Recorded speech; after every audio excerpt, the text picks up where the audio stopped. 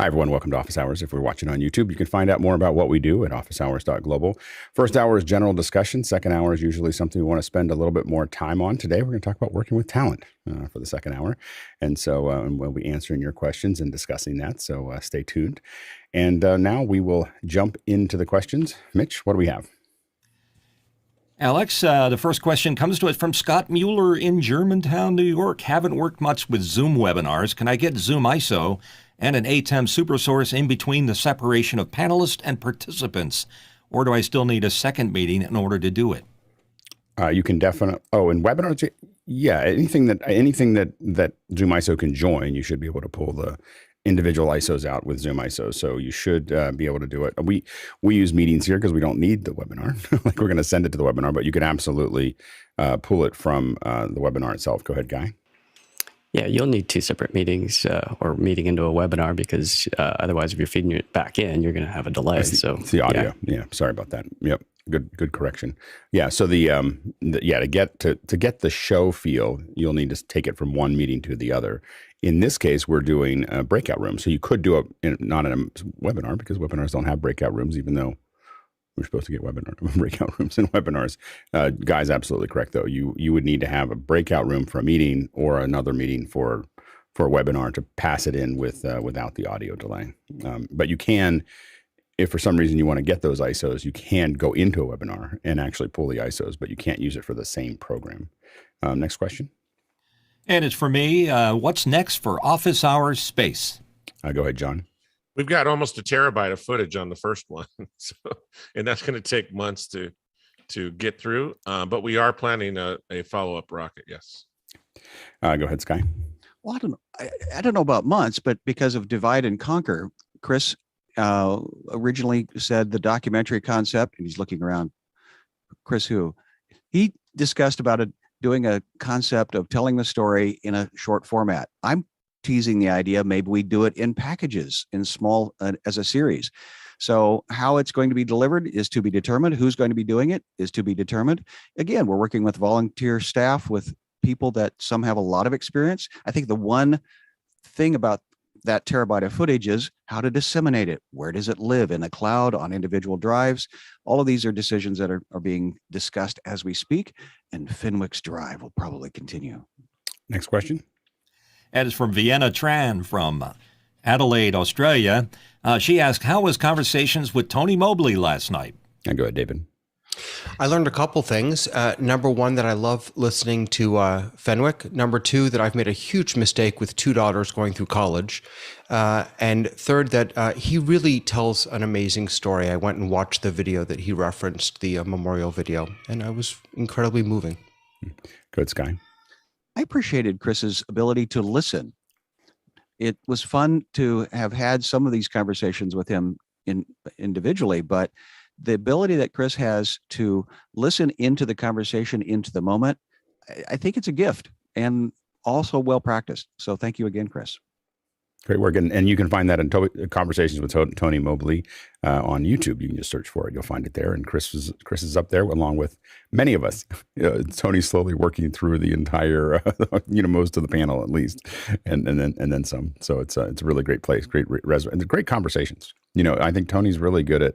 You get into he interviewed me a couple months ago, and you get into I don't know, it's like at first you're like, this is going really slow, and then you're in it, and then you're like, it's just like meditative, for the person who's in it. I don't know if that's how you felt, Chris, but it was just like it kind of sneaks up on you. Yeah, I mean, it's interesting. I thought about it afterwards, and I don't know if the show is named right. I think it's. I was expecting more conversation with Tony, right, and not as many questions from the outside. Somebody told me that there was questions that they didn't get to. I don't know who said that. I think that was Sky. But Sky, thanks for the comment about listening. I think a lot of times in conversation, people aren't hearing what the other person is actually saying. I know that sometimes when we get to a question, like, let's say there's 20 words in a question, right? And you see one, and all of a sudden your brain explodes like, oh, I totally know everything about this thing. But you're springboarding off one of those words. And the problem with words is they come in bundles. They're called phrases and sentences. And sometimes those sentences become questions. And so you really have to look at all the words before your brain explodes with what you want to say. And it's kind of funny how many times, and I've done it many, where you get to the end, you go, oh, that's not what they were asking, was it? But I had fun talking, so thanks for listening. Next question. Next question is from Douglas Carmichael. How can we leverage the successes we've had as a community to bring our community closer together? Go ahead, Jeffrey. Oh, many different ways. And I can think of 2 words, convergence and deconvergence, both at the same time. It's with deconvergence, so we can be here. And then convergence, we can do things like OH Space. We can do things like the band coming together and playing on stage together. So that's all the convergence. The deconvergence, once again, we can do the shows like office hours and conversations with Tony Mobley and things like that. And that's just going to bring everybody together as teams and understanding how everybody works as one great knit cog. Go ahead, Sky. Well, as one cog in that machine is finding what is my place. And I love following Jeffrey because that was his statement about participating in the OH Space project. He says, well, I do YouTube. And he jumped right in with that skill set and became the lead in that skill set. And consequently, also the ripple of that was sharing with others his knowledge and experience and wisdom. So again, find out what it is that you are good at and that you want to perpetuate and get better at, because the opportunities continue. And that's what I think 2 years has shown us is this is, again, Alex, thank you for generating a nutrient-rich environment in a very hostile world. and being positive is a challenge, and finding your space and continuing. We appreciate, Douglas, your questions, for instance. And those are better questions for Sunday, so we'll keep moving. So those are, I'm going to start like during the week. I'm going to start like when we ask questions about office hours. I think there's a lot of people that just listen to the show, so we're going to probably slow down our answering of or speed up the quick answers during the week and long answers during Sundays. Anyway, next question. Thank you. And it's from Paul Buchan of Columbus, Ohio. Anytime someone shares their screen, I always look to see what tools and sites they have bookmarked. What are some of the panel's go-to sites? Go ahead, John. My number one utility that I use more than anything else other than a browser is 1Password. So all of my passwords, I have 1,200 different passwords at different sites. It's an invaluable tool in my workflow. Go ahead, Chris. I spend most of my time searching John Preto to find out more about him. My favorite thing in all of the internet is YouTube. I'm not kidding. My wife will watch Little House on the Prairie ad nauseum. Everybody loves Raymond. And she watches like old TV reruns. When we're at the house where we actually have a TV, because we don't really have one here, I sit down, I go to the smart thing, I go to YouTube, boom. I'd give up the rest of the internet if I could keep YouTube. This is, I'm afraid I close a lot of days with, this is your day's dose of daily internet. Like it's 2.5 minutes of just silliness. Like it's so daily dose of internet is something that I definitely probably watch more than I should. Usually by the end of the day, I don't want to think about anything. I just want to just kind of have a little easy moment and sit down and go somewhere else. I think the things that I look at a lot are, I go to Tech Meme a lot. I kind of that's how I keep track of tech trends. There was a CEO that I used to do a lot of work for a very large company, and someone mentioned that he just has that open all the time. so then I was like, oh, I'll give it a shot, and I got totally hooked. So that's probably the site that I see probably more than most, and then a lot of YouTube, and those are the big ones. Next question. Chris Widener from Lafayette, Indiana. IEM-DIGITAL-4 VOCOPRO 4 personal in-ear wireless monitor system seems like it might be a fix for a stage management issue I have coming up. Has anyone used these, and are there any other alternatives anyone would recommend in a close price range? Go ahead, Guy. Yeah, I went and did a little research on these before the show started just to double check, and there was a few reviews on them, and you got to be careful of the actual in-ears themselves. So the transmission is one thing, and the digital analog conversion, like when I listened to some high-end ones from Electrosonics, I was shocked at the same in-ears that I use, which are just $99 Sennheisers, how the digital analog conversion sounded so much better. Like it was shocking, actually, that a sound device's headphone output. So these in-ears, it is largely dependent on that digital to analog conversion and how that's going to sound. So I would look at those, and if you buy them, go shop at a place that has a liberal return policy, because I don't think they're going to be that great. Sennheiser has something coming out. Otherwise, I'd be looking at, on April 7th, I'd be looking at CAD audio in that same price range that is in the like $500 range. And what else is out there? The standard Shure and Audio-Technica as well. Buy used if you can get the higher quality modules on the used market rather than just a no-name knockoff. I'll go with Jeffrey. The only thing I see in looking at the VOCOPRO is it's one channel for multiple ears instead of separate channels. And I'm a big believer that if you want to separate those channels as much as possible. So Alex will hear something different than what I hear. Guy hears something different than what we both hear. So that you'd only get one feed for multiple people, and that can be problematic, especially on stage. Yeah, I don't think these fit in the same price range, but the ones that we've used recently on a bunch of shows is the MiPro, MiPro, the MI-909Rs. Now we use that. It's $500 each channel, so I think it's more than what you have there.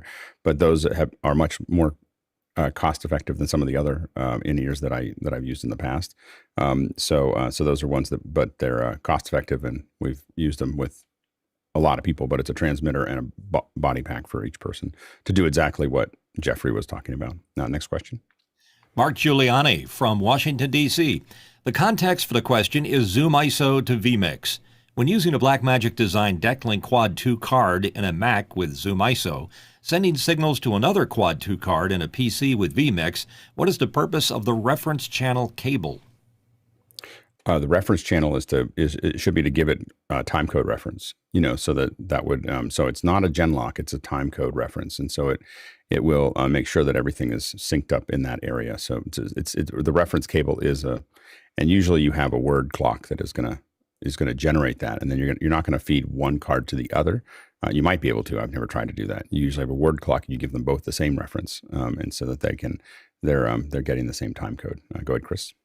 I remember months and months ago, maybe a year ago, Alex, you made a comment about how with HDMI switchers,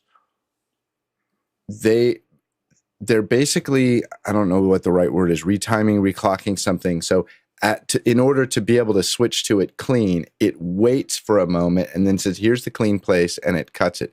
Split second, millisecond. Up to one frame. Up to one frame. Okay. Would this reference cable make that tighter? No, you need genlock for that. Actual genlock. Okay. Yeah, because genlock is going to make sure that all the frames are being generated at exactly the same time. And so this just makes sure that the time codes are all lining up, which is useful for a bunch of other things. We use them for output locking, and there's a bunch of other things that a word clock can generate for us, but it's not the same as the genlock within that frame that's there. Yeah. Because it's like an electrical impulse. It's not information. It is telling things to do something at a very specific time. Go ahead, Jeffrey. I would love to know more about this. So, Mark, if you know somebody that knows how to do this, do an after hours or something like that, that would be great. Yeah, absolutely. Well, we can do a second hour on genlock and word clocks. Next question. Lois Richter of Davis, California. Lois Birding with Lois is going live soon. If one is a producer on office hours, what Mukana do we use for birding with Lois? Now contact us. We'll build one if we don't have it there. So just let us know. Definitely for this kind of show that's internal for us, we're happy to build another instance of Mukana for that. Next question. And it's from Ernest Floyd in Bastrop, Louisiana. And he asked, what is the panel's opinion on CNN+streaming service and Vault by CNN? And has a link that will sell NFTs of their archive files. Go ahead, Sky. Well, again, I take all news with a grain of salt because it's a publicly traded company. They're there to make a profit. So consequently, the journalist question, I try to get my information from multiple sources to try to triangulate what I want to believe is the truth, because there's a lot of opinion out there. Now that they're archiving this and then wanting to sell it, that's again, good on them. We've had Getty for a long time that archived images and Reuters and things like that. So that's my opinion. There you go. Go ahead, Mitchell. Yeah, CNN has been archiving and selling clips forever. I mean, way back to the 80s when they first went on. So it's around. Yeah, the archiving has been there, and they've sold them for other uses or whatever. The NFT thing is new. The number one thing for me is I downloaded it, and immediately, if I wanted to look something, it wanted me to sign up for something, and it wasn't. I was on my iPhone, and it was not just signing up with my Apple ID, which means that I'll have to remember how to log in. And this is that whole like external sign up for your reader page. So 1 star for me. So so that's my approach to that. Is that this will. It's not good for users. It's not good for developers. The developers this is gonna destroy the app store. Because I don't go into the tvOS app at all, like the App Store. Why? Because of all those external signups. So it's like, oh, it's another thing I have to remember. Because remember, nothing like our 1Password and our LastPass and everything else doesn't work here. So you actually have to remember that password as opposed to and it's just so it's just going to be a disaster. Chris. But doesn't everything tie into your Face ID though? I don't have to remember everything that I've signed in for the TV app.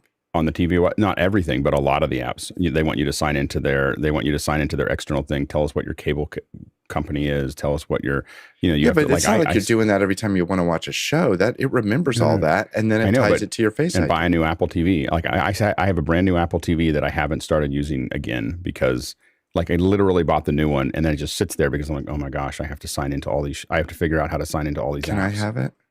No, you can't have it. But what I'm looking at doing is just moving to the new Apple TV, and then anything that doesn't sign up to my Apple Apple ID, I just stop using.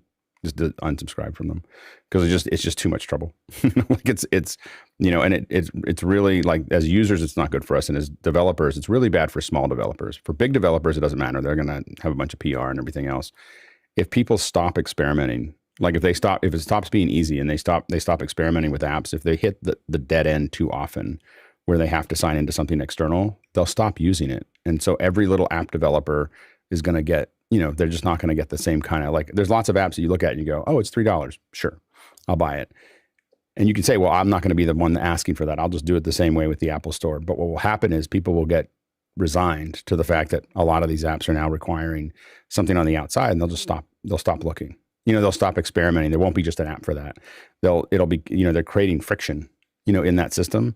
And it's devastating for small developers, and as someone who has been a small developer in the past, that's one of the big reasons I'm against it, is because, we're not getting affected by it. We were going to do the 15% or whatever because we're making less than $1 million. It doesn't matter to us. This is all rich person's game. It's rich companies trying to make more money. Some pencil pusher, that's trying to eke out some more money, and they're destroying the best platform to make money for everyone that ever existed. Go ahead, David. I can't speak to the money side of this, but I'm not sure that normal people are replacing their devices often enough that they're running into the same login challenges that I share with you. I think normal people probably have a 5-year-old Apple TV that's been sitting there and collecting dust, and they signed in when they signed in. And yeah, but it's not that way for the phone. Like the phone is going to be like, we have a lot more apps on our phone. And so, it happens every once in a while. And I also don't, I don't have, I still haven't gotten, I pay for Masterclass. I still haven't gotten it working on my TV. I've given up. And so the login never works. I can't figure it out. And so I just open it up on my phone and AirPlay it to my TV. That's how I watch Masterclass on my TV. It's dumb. It's a great platform. And every year I wonder whether I should keep using it just because I can't get it. I can't just sit down and watch it, easily. It's just, and it's just idiotic. And this is what's going to happen to all of our iOS, devices. It's just going to be ruined, just like Android. Go ahead, Mitchell. Yeah, they should switch the plus sign to skull and crossbones just to warn everybody off, because when it gets harder to unsubscribe to the service than it is to log in, then there's problems, and that's the problem. I had the same thing with you, Alex. I was like, I just don't want to deal with it today, and they're playing off of that financially. Just think about all the things, how easy it is to end a subscription with iOS. You just go in and list my subscriptions, end these, because I'm not using them anymore. And think of how every other service is about ending your subscription. You have to call someone and then wait on hold and then do, that's what's coming, and it's going to, again, it's not good for the user, and it's really bad for small developers, which is, of course, 98% of the developers. It's a bum deal. Next question. It's from Noah Sargent in Fullerton. Does anyone have an invitation to the Cyber Rodeo? We're working on a live stream and may need your help if you're willing. Go ahead, Noah. What is the rodeo? Yeah, the rodeo. So Texas is opening their Gigafactory, and they're having this Cyber Rodeo for this event. They're inviting 15,000 people to come do a giant barbecue, and they're going to tour the facility. It's one of the biggest buildings ever built. It's 1 mile long, and it's 7 stories tall. So we have a couple hosts that are coming in from home. They have 300,000 subscribers for a Tesla specialty channel, and so we're working with them to put on the show. It's going to be really cool. But basically, what we're asking and hoping for is to connect with our office hours community to see if we have any Tesla fans, anybody with an invite, local to Texas, that can be on site and hopefully shoot some B-roll and even connect with us live. So we're going to be using Zoom as our connection platform to bring in as many of those on-the-ground cameras as we can. And we're using a vMix cloud instance to basically mix between the incoming callers on site and then our hosts in the cloud, and then some special guests as well. So that's what the show looks like. So if anybody's interested, or if anybody's going to be on site, please reach out to me. Sounds like fun. I wish I was in Texas. Next question. Douglas Carmichael. Universal Audio introduced UAD Spark, link there, which provides a library of UAD plugins in native form for US $20 a month. Could you see UA discontinuing their hardware platform in the future? Go ahead, Mitchell. I don't think so, because their whole name and business is built on their original hardware stuff. So I think they have hardware roots. They're not just a software company. They're a hardware company, too. Next question. Next question comes from Ronnie Holfsey of Tromsø, Norway. What is the panel's recommendation on virtual production where you do not speak the native floor language? Specifically, tasks like audio mix, vision mix, producing the show, where only intercom is in English. We try to find people who understand what people are saying. We've actually cut shows that we didn't understand. Like you watch who's talking, you cut back and forth. You can be very mechanical about it. You just can't anticipate anything, and you can't fix problems when you don't know what the language is. So, what you got to have a show caller. You got to have a handful of people on your back end that understand what they're actually seeing. You can't have it be nobody knowing what's happening, because you could go in a horrible place where something's going wrong. They're talking about it going wrong, and you don't know what that is. So you definitely have to have key positions in the language. But we've definitely done ones where we have only a handful of people that understand the language. And everybody else is just listening to comms. Go ahead, Chris. Many years ago, I was directing a show for the Indian Cultural Alliance or something like that. And it was people from the country of India, not Native Americans. And it was at the San Jose Convention Center. Big show for them. They actually negotiated to take over all of the craft service or the food in the thing. So the whole place smelled like Indian food. And they had I'm not a fan, but they had a performer come from India, and they described her to me as, she's the Britney Spears of India. And so it was a big deal that this woman was there performing, and they brought in their own camera people. And I like working with my own camera people. I don't like working with people I don't know. And so I have my first camera meeting, and I'm like, so does everybody speak English? And everybody's like, oh, yeah. And, they're nodding their head and stuff. And it turns out only one of the guys spoke any English at all. The other guys were just lying. So when we get into giving camera calls, I realize they have no idea what I'm saying. like no clue. They didn't speak any English at all. So I finally just said, hey, look, watch the big screen, because it was iMac. Watch the big screen. If you're on, don't move your camera. I'm turning my mic off. You guys shoot whatever you want. I'll just cut it. And it turned out to be an awesome show, because they brought in these really, really good camera operators, and they did not need to hear any direction from me whatsoever. And I ended up taking my headset and I put earbuds in to listen to my own music. And I just put my headset back on, and I was just cutting to the beat of what I was listening to. Promoter comes running over about 3 songs in, and I'm like, uh-oh. And I go, yeah. And he goes, best show ever. This is great. Keep it up. Keep it up. Yeah. But at first I was super frustrated, but then I just let pros be pros, and it worked out really good. Yeah, the moral of that story too is definitely hire good people. Like it's much easier to have a team that knows what they're doing, These guys were amazing. That's awesome. Like the handheld guy was pulling off shots. I'm like, where is that? And then all of a sudden he'd snap out. I'm like, you held that shot steady for that long? I was totally amazed. They were incredible shooters. David. On the flip side, I can tell you that in I'm working with synagogues, with Jewish communities, and when we do prayer services, they're oftentimes in Hebrew. And it more than not knowing the language, there's a flow to the service. And when you have people cutting a show or an experience that don't really know the flow, or don't and struggle with the language, or don't know the language, I will say that our experience is that it's subpar. It's not as good as it could be when you have someone who really knows what the flow should be and what the language is trying to give expression to. Yeah, there's a thing that we oftentimes in production will call the horizon of events. This is when you see something coming versus when it's coming. And what you want to do is you want to constantly have this horizon of events as far away from you as possible. Like that horizon of events. And what happens when you don't know what's happening? This can be you don't know the language, but also you don't know the pattern. Like this is the pattern that's going on. You end up in what we call in your horizon of events. And the worst part is if you get in front of your horizon of events, which means you're just doing stuff and things have already happened. And that happens in production, And so that's where, that's where understanding what you're shooting and why it's important and what's important. And then the second thing is rehearsal. Like rehearsing, and you can't do that sometimes with those kinds of things, but rehearsing those things to really get them figured out, because then you can figure out exactly where the right camera shot is, where the right, all the things that you want to do, are. And so I think that, but as a producer, moving your horizon of events away from you is what you're always worried about. Like, how do we move the horizon of events further out so that I can see it coming, because then I can do all kinds of cool things, and some of that's just from experience. Like we were talking about TDs in after hours, and great TDs who've done like a concert 1,000 times know what they want, and they can start or you listen to Nate's cutting 3 or 4, sometimes 5 or 6 shots ahead. Like because his horizon of events just from experience is way out in front. And so he knows that he wants to have this, and he's telling everybody to do something. He's coordinating all of those things at the same time. Anyway, next question.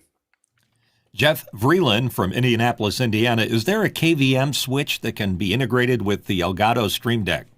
Go ahead, Jeffrey. I'm reading this a couple different ways. And if you're talking about a Streamdeck button that takes a keyboard and mouse and puts it to another computer, there is not one of those. If you're talking about using a Streamdeck to put into a KVM system, I would highly suggest not doing that, because every time you do that, it pops the power through the Streamdeck, and you might start losing buttons off of that. The other thing is that Streamdeck has the ability to control other machines while it's on the main machine. There's a program called Vicro, V-I-C-R-E-O. Some people call it Vicro. And that basically is a listener that will listen to IP addresses and hotkeys on the other computer. There are some programs that go through Companion, BitFocus Companion, that will allow you to control on another machine. I have a couple programs.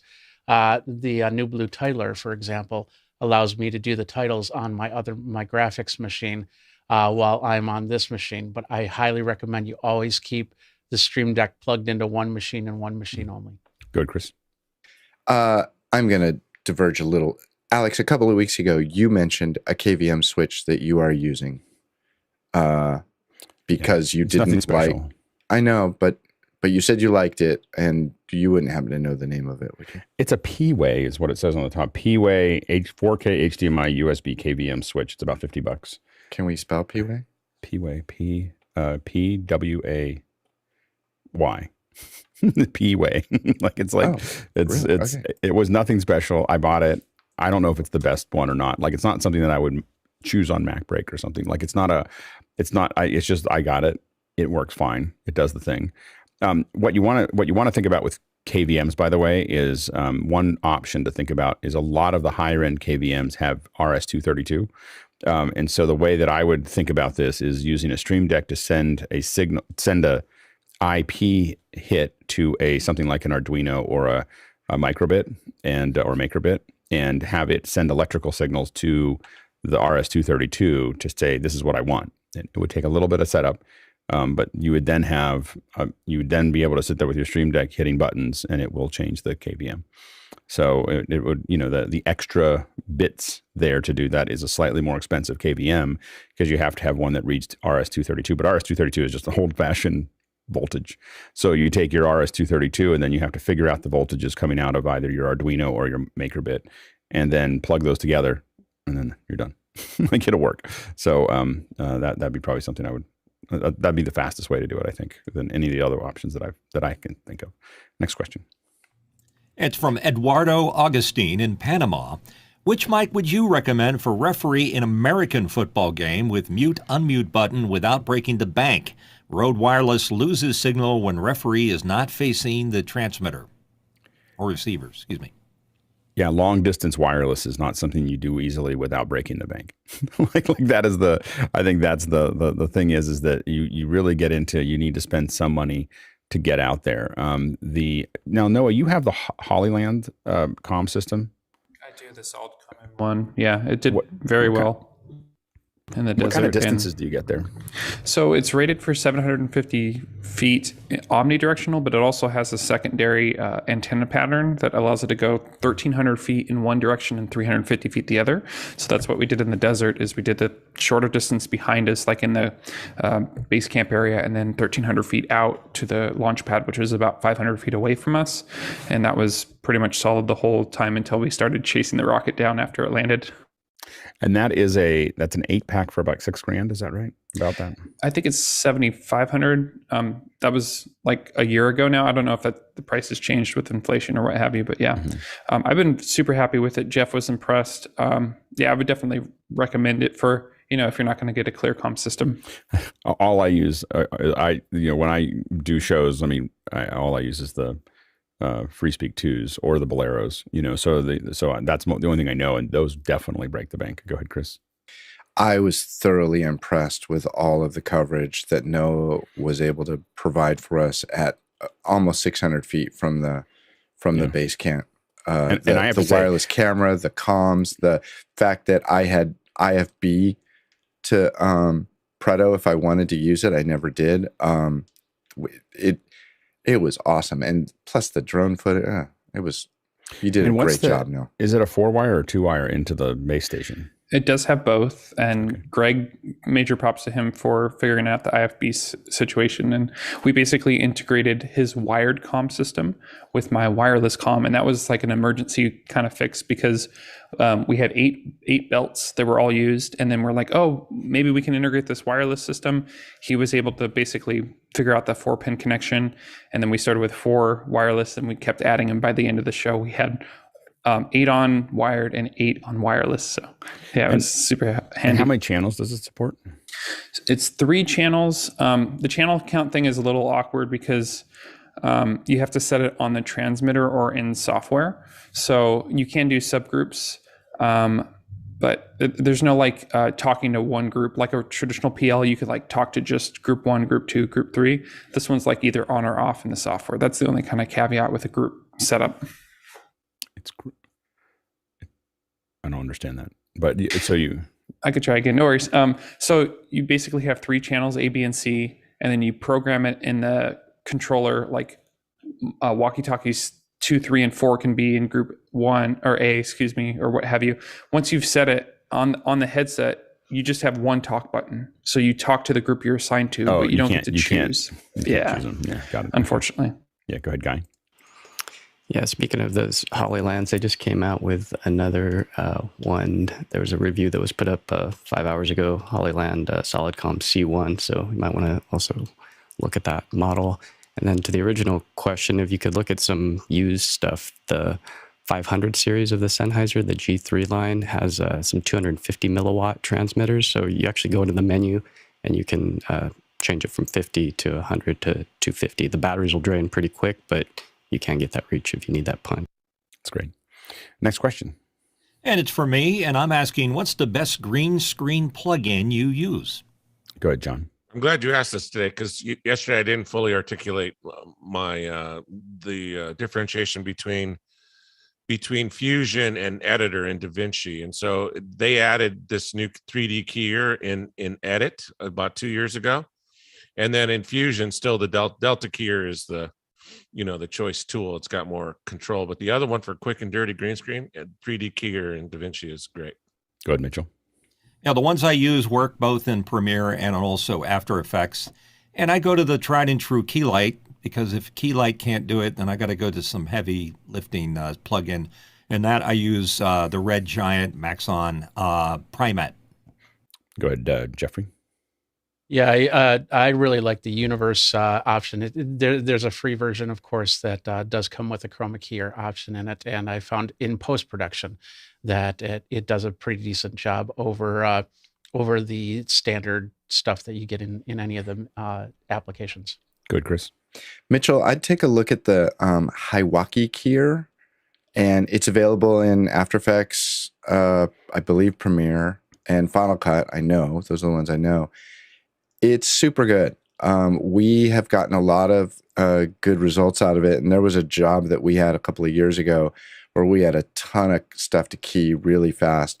And it's way faster and way better than the Keylight.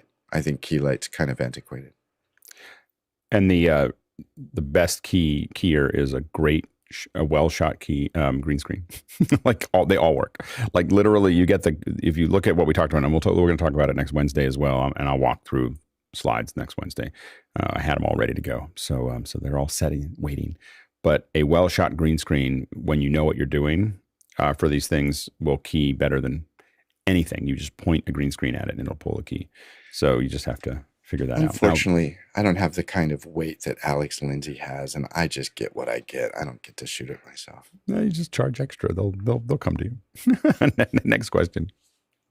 Next question is from Guy Cochran in Seattle. What would you use for Zoom lighting in a hotel room travel? Go ahead, Noah. So I definitely should have packed something, but I definitely got lucky. I'm out in a hotel in Kansas right now, and so I'm going to pull in this practical light that you see in here. This is about a 15-inch diffused ball, decorative ball, and that's what I'm using as my key light. And there's a little 6-inch one next to me as well. That's going to make noise until I set it back in place here. Sorry about that. But Alex has a really cool setup as well. And eventually I'll have a portable kit that I'll take with me when I do these kind of things. Go ahead, Guy. I had to grab this thing from behind me. This is a SmallRig $59 little light. It looks like a, I don't know, hotspot or something, but it actually has a telescopic pole. So as you pull it out, and it's got dimming ability and really turn it on and off. Battery powered. Yeah, battery powered USB. But pretty cool for $59. Yeah, absolutely. I was trying to find. I think I took a picture of my one of my hotel rooms here. Let's see. Maybe not easily. I think I tweeted it out, but I'm really happy with the Pavo tubes. So that's been something that's worked for me pretty effectively. And so the Pavo tubes I take 4. I just pack the 4 of them together.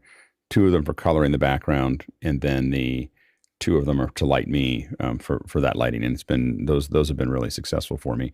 I also have took a guy's suggestion and got the Aperture, the 7Cs, which work really well. So I changed those in the fixtures. So if the fixtures are the right fixtures, I just screw them into the hotel fixtures, and then I have control of the color behind me or around me, and it's worked really well. Because I was using, I think, Hue lights before that, and I did at times see the rolling that I didn't want to see. And so the aperture ones are I think it's somewhere in the past with office hours, a guy had talked about the apertures, and I took his advice. Go ahead, Mitchell.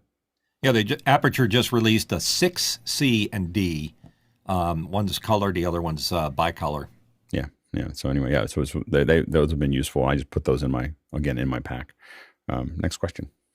It's from Noah Sargent in Fullerton. Has anyone used NDI out of Adobe Premiere into a show? Go ahead, Jeffrey. Technically, yes.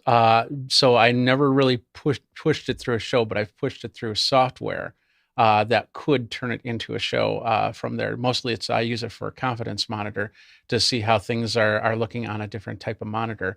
And it works really well. The only problem, of course, is if the main computer starts to get bogged down and you start to get framey. But there's nothing you can do about that. You'd have to beef up the main computer. Go ahead, Noah. Yeah, I guess the root of the question comes for the show for Cyber Rodeo, but the thought was that we might be able to capture things and do a quick edit, and instead of exporting, we would use that to, create an NDI source from Premiere. The other kind of caveat there is like if we're using a virtual network, that might cause issues. That's what Jonas was saying, that we might not be able to do that, but we're going to test it. Now, again, why are you using Premiere for a playout? Well, just for editing. So if we had video that comes in from, like if somebody submits a video, we can basically do a quick edit, and instead of waiting for an export, it would just be ready for playback, and then we could scrub a timeline, right? So if the host was like, wait, can you go back and let's look at that a little again? Like we basically use that as a playback machine. Is there a better suggestion? Well, it depends on the budget. So, I mean, obviously there's things. I mean, like we in a lower budget, we've used mReplay a little bit for that, so that it works well for playback. It's mostly just being able to control the shuttle. You can actually get shuttle controllers for hyperdecks. You can actually scrub through the hyperdecks. It's something that's possible. Go ahead, Chris. I have played live footage out of Final Cut many times into live shows, many times. And when it comes to playing things in real time and reliably, I would much rather prefer to use Final Cut. I realize you have to find somebody who's comfortable in it. You don't throw it at somebody. You could do, if you spent a ton of money, you get like an Elvis, but I would do that job out of Final Cut and feel very comfortable doing it. I wouldn't do it via NDI. I'd go out to some sort of a box and convert it. That's what we do. There's a really large company that does it out of Final Cut for playout for stages. It can be definitely used. Mitchell? To Noah's point, I do use Adobe Premiere, and it's no secret I like Adobe products. But the thing that it does do best is that you can throw anything at Premiere, and it will play it back. It's just amazing. It's Avid doesn't even do it that well. I don't recommend that. I will say I don't recommend throwing different formats into a system. If I wanted to play back, the first thing that I do is conform. It's predictable. Next question. Jeffrey just jumped in there. I don't know if you want to get him. We just got to keep moving. If I'm skipping forward, if I'm already there, just keep moving. Yeah. David Brady from New York City, getting an LG 43UN 700 for work. Can the USB 3 port access devices connected to the USB hub, SS1 and SS2, on the display for key and mouse, for instance? The only person I think that has this in the panel right now is Guy. I do, but I can't. I'm wired in. I can't go in to grab and check. But you don't know. I don't know. Yeah, we're stumped. David has stumped us. We'll have to think about that one a little bit. Next question. Eduardo Augustine in Panama. Which NDI tool allows me to share a content through network? NDI Virtual Input didn't work for me, and NDI Scan Converter works in a weird way. Good Guy. Yeah, I'm wondering what the weird way is. If it's being strange, try vMix Desktop Capture. It's a free app, or CN also has a capture app as well. So between those three, one of them will be able to grab the screen and share it out just like you like. And you can hit me in Discord if you have any trouble with it. I use it every day, so I know it works. There you go, Jeffrey. I'm guessing you're probably talking about a Mac Scan Converter, because those things can get really confusing because you go through the list and all of a sudden it says this thing 32 by 24, 24. And so you'll have to really search and do a lot of testing, which how you can pull it out from there. Next question. Noah Sargent from Fullerton. We have 2 networks at my church, one with Dante and one for primary network internet. We apparently are running internet to the Dante network as well. Is that not recommended? I think you can probably be fine with it. It's mostly what traffic is actually going over it. I would not have it connected to the outside internet, just because it's just, I like the Dante networks to be pretty isolated, at least on their own VLAN. So if you're going out to the internet and you have an internet, just get the Dante network on its own VLAN and give it priority over your network, over that network. I think then you'd probably be fine, but I'd probably want to, it is designed to work across an internet with other internet traffic going on. It just grabs onto what it needs.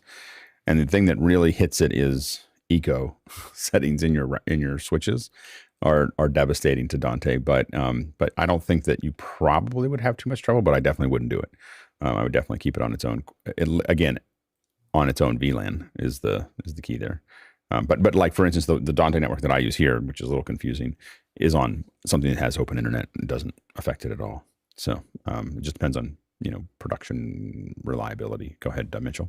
Could you run 2 switches on a M1 Mac, one Dante and one internet? Yeah.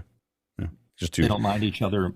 Mm-mm. No, it just shows up in you just got to ask priorities, of what it's looking at. So you got to figure out which one is which, but you can absolutely run 2 internets into one computer. Absolutely. Next question. James Haldane from Vancouver, Canada. I'm sending audio from my 32-channel Yamaha Digital Desk to my Atem Extreme using an XLR Female to 3.5 millimeter cable. How does the panel recommend that I do this? Go ahead, Guy. Yeah, I would get one of these art clean boxes at a minimum. This is $80, I think, on Sweetwater. Basically, you would then be able to take the balanced in, especially if it's line, then feed it stereo out. So that would be the little problem solver. Yeah, go ahead. $9. Yeah, I don't know if the Extreme has better preamps, but the Atem Mini lineup is notably really, really bad with the preamps. So if you have the option and you can think through an audio interface to capture that separately than using the Atem's eighth-inch jack with those preamps, I would suggest trying to figure out a workaround. Yeah, go ahead, Mitchell. I don't think any of those devices, including the one Guy just showed, has a preamp built into them. I use the Henry Matchbox, does basically the same thing. And it's okay as a fashion because I'm stuck with it. I have to use it on my Extreme.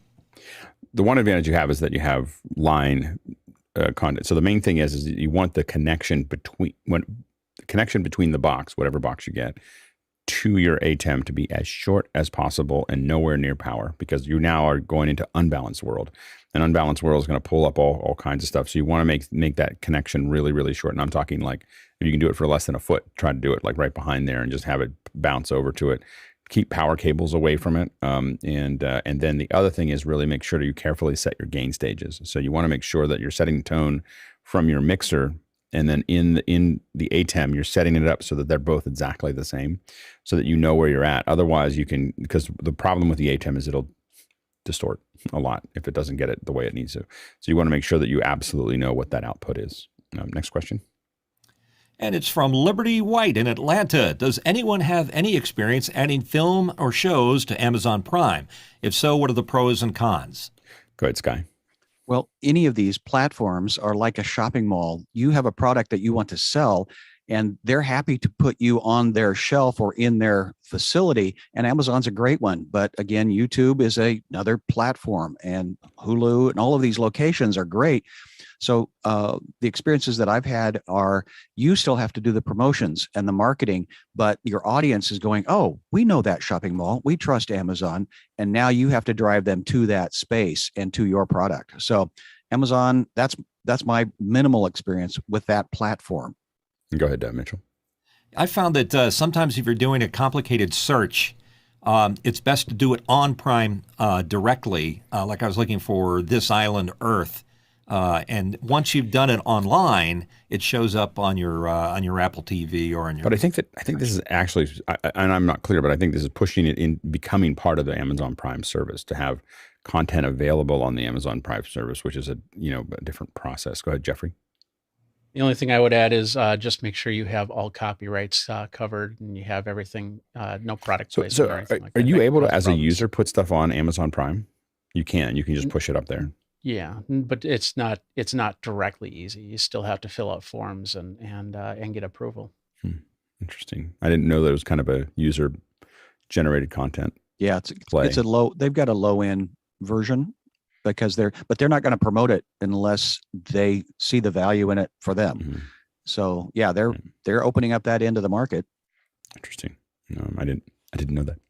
All right, I learn something every day here. Next question. And it's from me. Is Dante capable of sending a GPIO closure? Yeah, no. so it just passes audio. It doesn't have any commands. So it's just Wheatstone does that, and maybe the other one does too.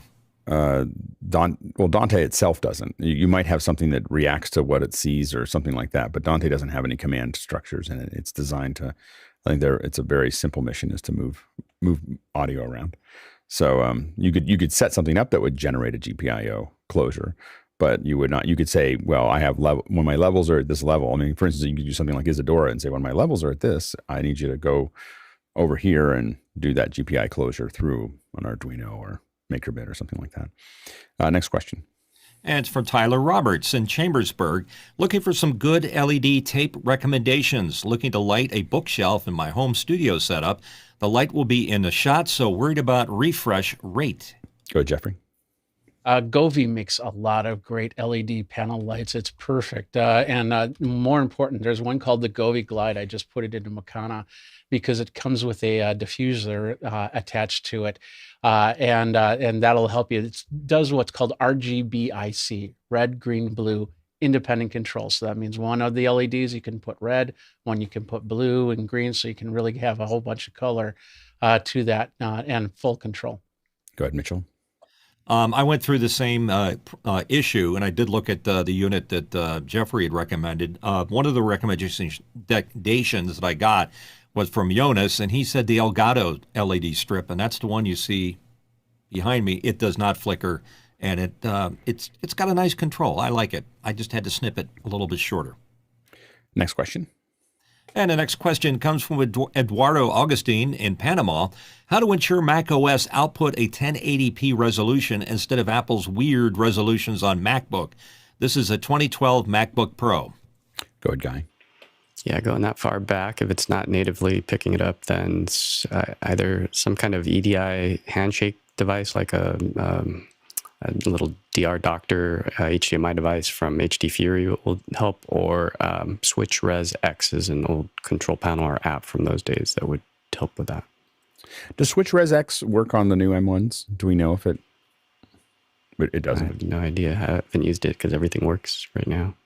Yeah, the reason I asked is like that's the problem I'm having with some of my Mac Minis with the Blackbird 8x8 is that they by themselves, if it's just plugged into that without going to something else immediately, they don't see it. So I'm thinking of trying Switch Res X for that. Anyway, we'll report back. No, next question. And it's from Douglas Carmichael. Sound Ideas, the sound effects company, was famous for offering a large library of car door slams that are categorized by car make and model. What types of productions might need that level of specificity other than automotive content? Go ahead, Mitchell. I've never run across something that particularly intense. I mean, most car doors, between a Volkswagen and a GTO or something like that. And the other thing is, who needs Sound Ideas when you can just go, okay, here's a Honda moped. Ring, ding, ding, ding, ding, ding, ding, ding, ding, ding, ding, or a GTO.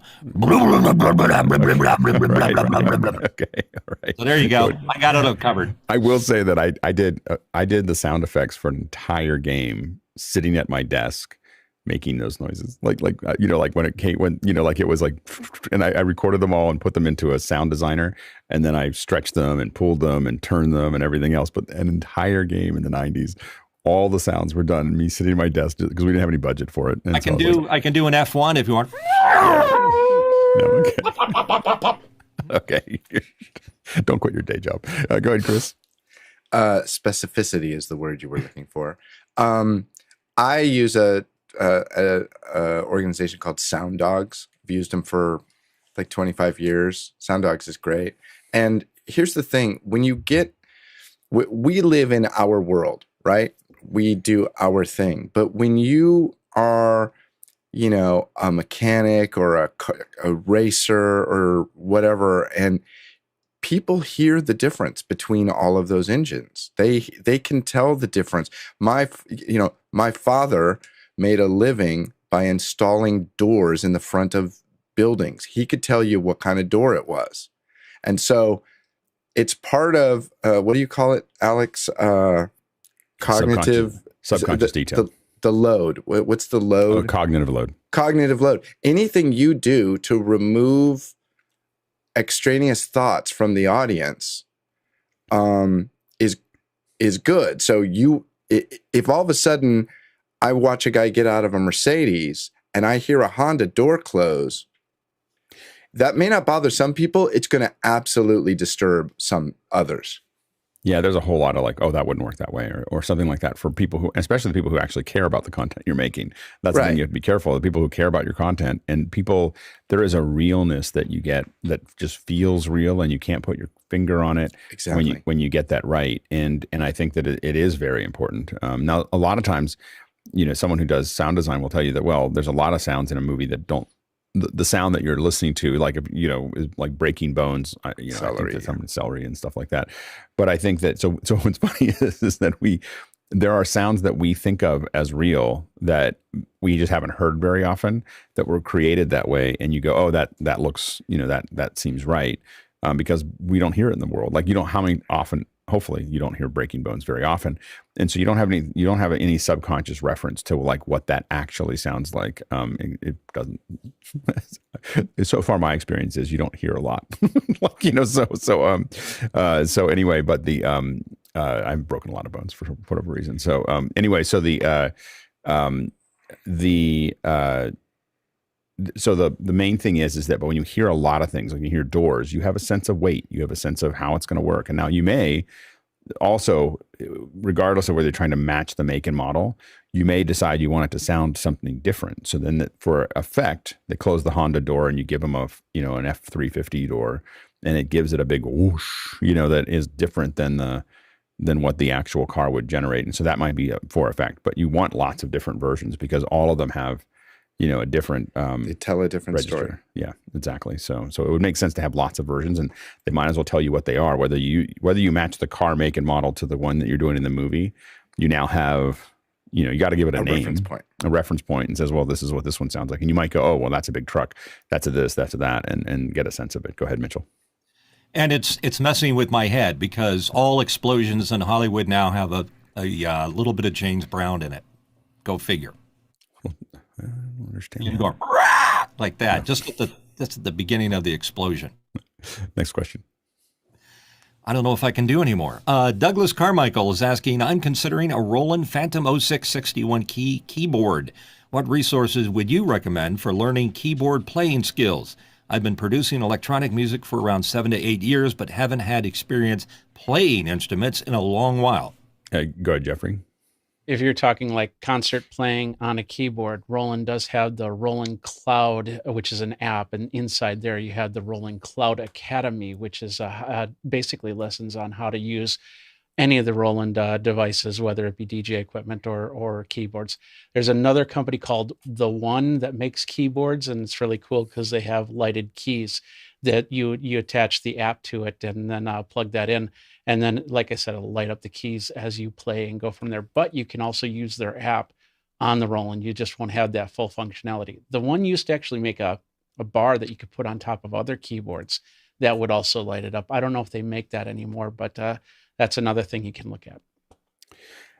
Yeah, my daughter has a Roland, actually. It's a Roland, and I can't think of what it's not that one, but it's less complicated. It's more like a piano. And I can tell you how she learns: YouTube.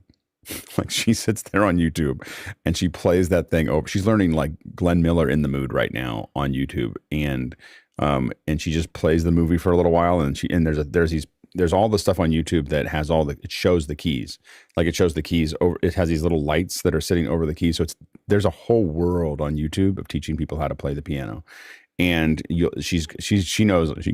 I could probably drag her in here and get her to answer the question for you. She just went to school, so but they all afternoon she's in there with something there, and she's like watching it. She watches like 10 seconds of it, and then she plays, and then she watches 10 seconds, and then she plays, and then she just starts going over and over and over until she has that figured out, and then she does it again, and she is building quite a collection of songs that she knows. And of course, mixed. The hardest part for me when I watch both my son plays violin and my daughter plays keyboard is just the intense amount of. I don't think anyone gets how much practice is required to play an instrument. like it's just, especially when you get into it, it's just like an intense amount of over and over and over again to figure this stuff out. Go ahead, Mitchell. I'm not a musician, nor do I play one on office hours, but I really respect a keyboardist that can play a keyboard with the right English to make it sound like a horned instrument or a string instrument. That's a real talent to be able to do that. Go ahead, Jeffrey. One other thing that you might want to look at is what's called Ultimate Guitar. I know it sounds like it's a guitar thing, but they've been really going into the other instruments, and they have sheet music. These are more chord structures, so you kind of figure out how it works from there. But they'll give you how the chords are set up in each of the songs, and these are popular songs for anything from classic rock, all country, and all that other stuff. So they're great. They're great fake sheets that you can use when you start really playing a lot of different songs. Next question. And it's from Kyle Hammond from Chicago, Illinois. Curious if there are opinions on the SmallRig Heavy Duty Tripod recently announced, pre-order for May release, for $159 US. Go ahead, Noah. Yeah, it looks pretty promising. I'm a big fan of SmallRig and a lot of their components that they have, but it's a 75 mil ball head, 17.6 pounds payload, 3-stage tripod. Yeah, I mean, it looks pretty promising. Obviously, we need to see it and feel it in our hands, but for the price point, I mean, that's a steal if it works well. Yeah, go ahead, Sky. Yeah, second that. And also notice that it has a Manfrotto plate. And those are the things that always disappear because you always leave them on a camera and then put the camera away and then take the tripod someplace, so that you've got a stock standardized plate. That's a handy thing. What I'm always concerned is, I love SmallRig, and the stuff that I've gotten from it is bulletproof, but it's the tensioners of the legs and how are they managed? Because that seems to be what seems to always get loose or wiggly in the tripods for me. I mean, the thing that always worries me is actually the play in the head, yeah, for pan and tilt and so on and so forth. And so, but exactly what Sky said is that it looks great on paper, and SmallRig has a really great history of making great products. So I can't wait. I hope someone gets it and we'll check it out. Next question. And it's our final question for the first hour. Andre Dole in Berlin. Alex, do you know of EasyRes for switching resolutions on the Mac M1? Maybe it helps with the problems with the minis. I did not know that. I just bookmarked it, and after the show, I'm going to download it and probably buy it for my M1s. And then if you ask that again soon, I'll have more opinions. Go ahead, Guy. Yeah, I went ahead and played Danger on my little Mac here, and it looks like if you choose open display preferences, you do get some of the NTSC ones. So it puts a little pop down here, and then you can see that you can choose 1080p NTSC, 720. There's some 4K resolutions. So it works on an M1. Nice. So far for 2 minutes, it works. We'll see what happens later. So that's great. We're now going to change subjects to the second hour and talk a little bit about talent support. So one of the things that, I think we talk a lot about production, but we oftentimes, especially for virtual stuff, we don't really talk as much about how to take care of the talent. And I think that it seemed like a really useful thing to discuss. Guy, your mic's open. We've worked with a lot of talent. So we've had about between Pixelcore and I know probably over 6,000 people that we put through shows, and lots of them have come out to be world leaders and A-level talent, as well as just average folks that we're going to bring into the show. So it's been a wide range of it. We don't actually treat them that much differently. Like, so there's more logistics with someone who's high profile. But I think that you learn to kind of work with them. I mean, there's a couple things that are key, and anyone else wants to throw 2 cents in, go ahead and throw it into the panel discussion. And then we'll jump to questions. But one of the things that we think about a lot, and I've said this over and over and over again in shows, when you load into the Ritz, this is the most important part of dealing with talent. When you load into the Ritz Hotel from the back entrance, so you're loading into the service entrance, there is a sign that you see as you walk up the ramp, and it always says, in every Ritz, ladies and gentlemen, serving ladies and gentlemen. And that is the most important thing to keep in your head, that you're going to act like ladies and gentlemen, and you're going to treat them that way, everyone around you that way. And that has been a motto there for a long time, I'm told. But I just noticed it. I asked because I saw it in every Ritz that I work in. I've worked in a lot of Ritz hotels around the world, and good connectivity if you want to know. And so anyway, I think that what's really important when you approach working with talent is not to be casual about it. You're taking care of that talent. They have to feel. There's a couple things that have to happen. Is they have to, and I'm not saying that I do this perfectly every single time. So you're doing the best you can. But these are the things to think about. Is that they need confidence. They need to know when they're supposed to be somewhere. They need to have the information ahead of time.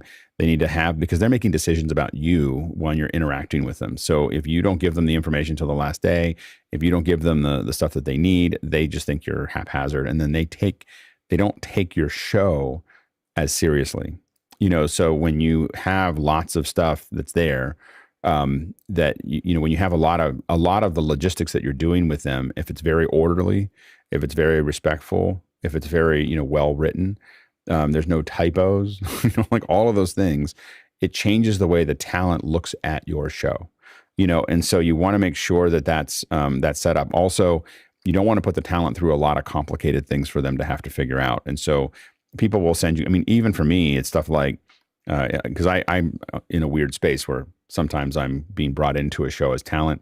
Sometimes I'm, taking care of the talent, which is a great place to be, I think, because I know how I react to it. I get stressed if they don't as a talent, I need just in time stuff. So you may tell me something 3 weeks before, but you got to tell me that week. You got to, and don't assume that I know where to go, to find this stuff.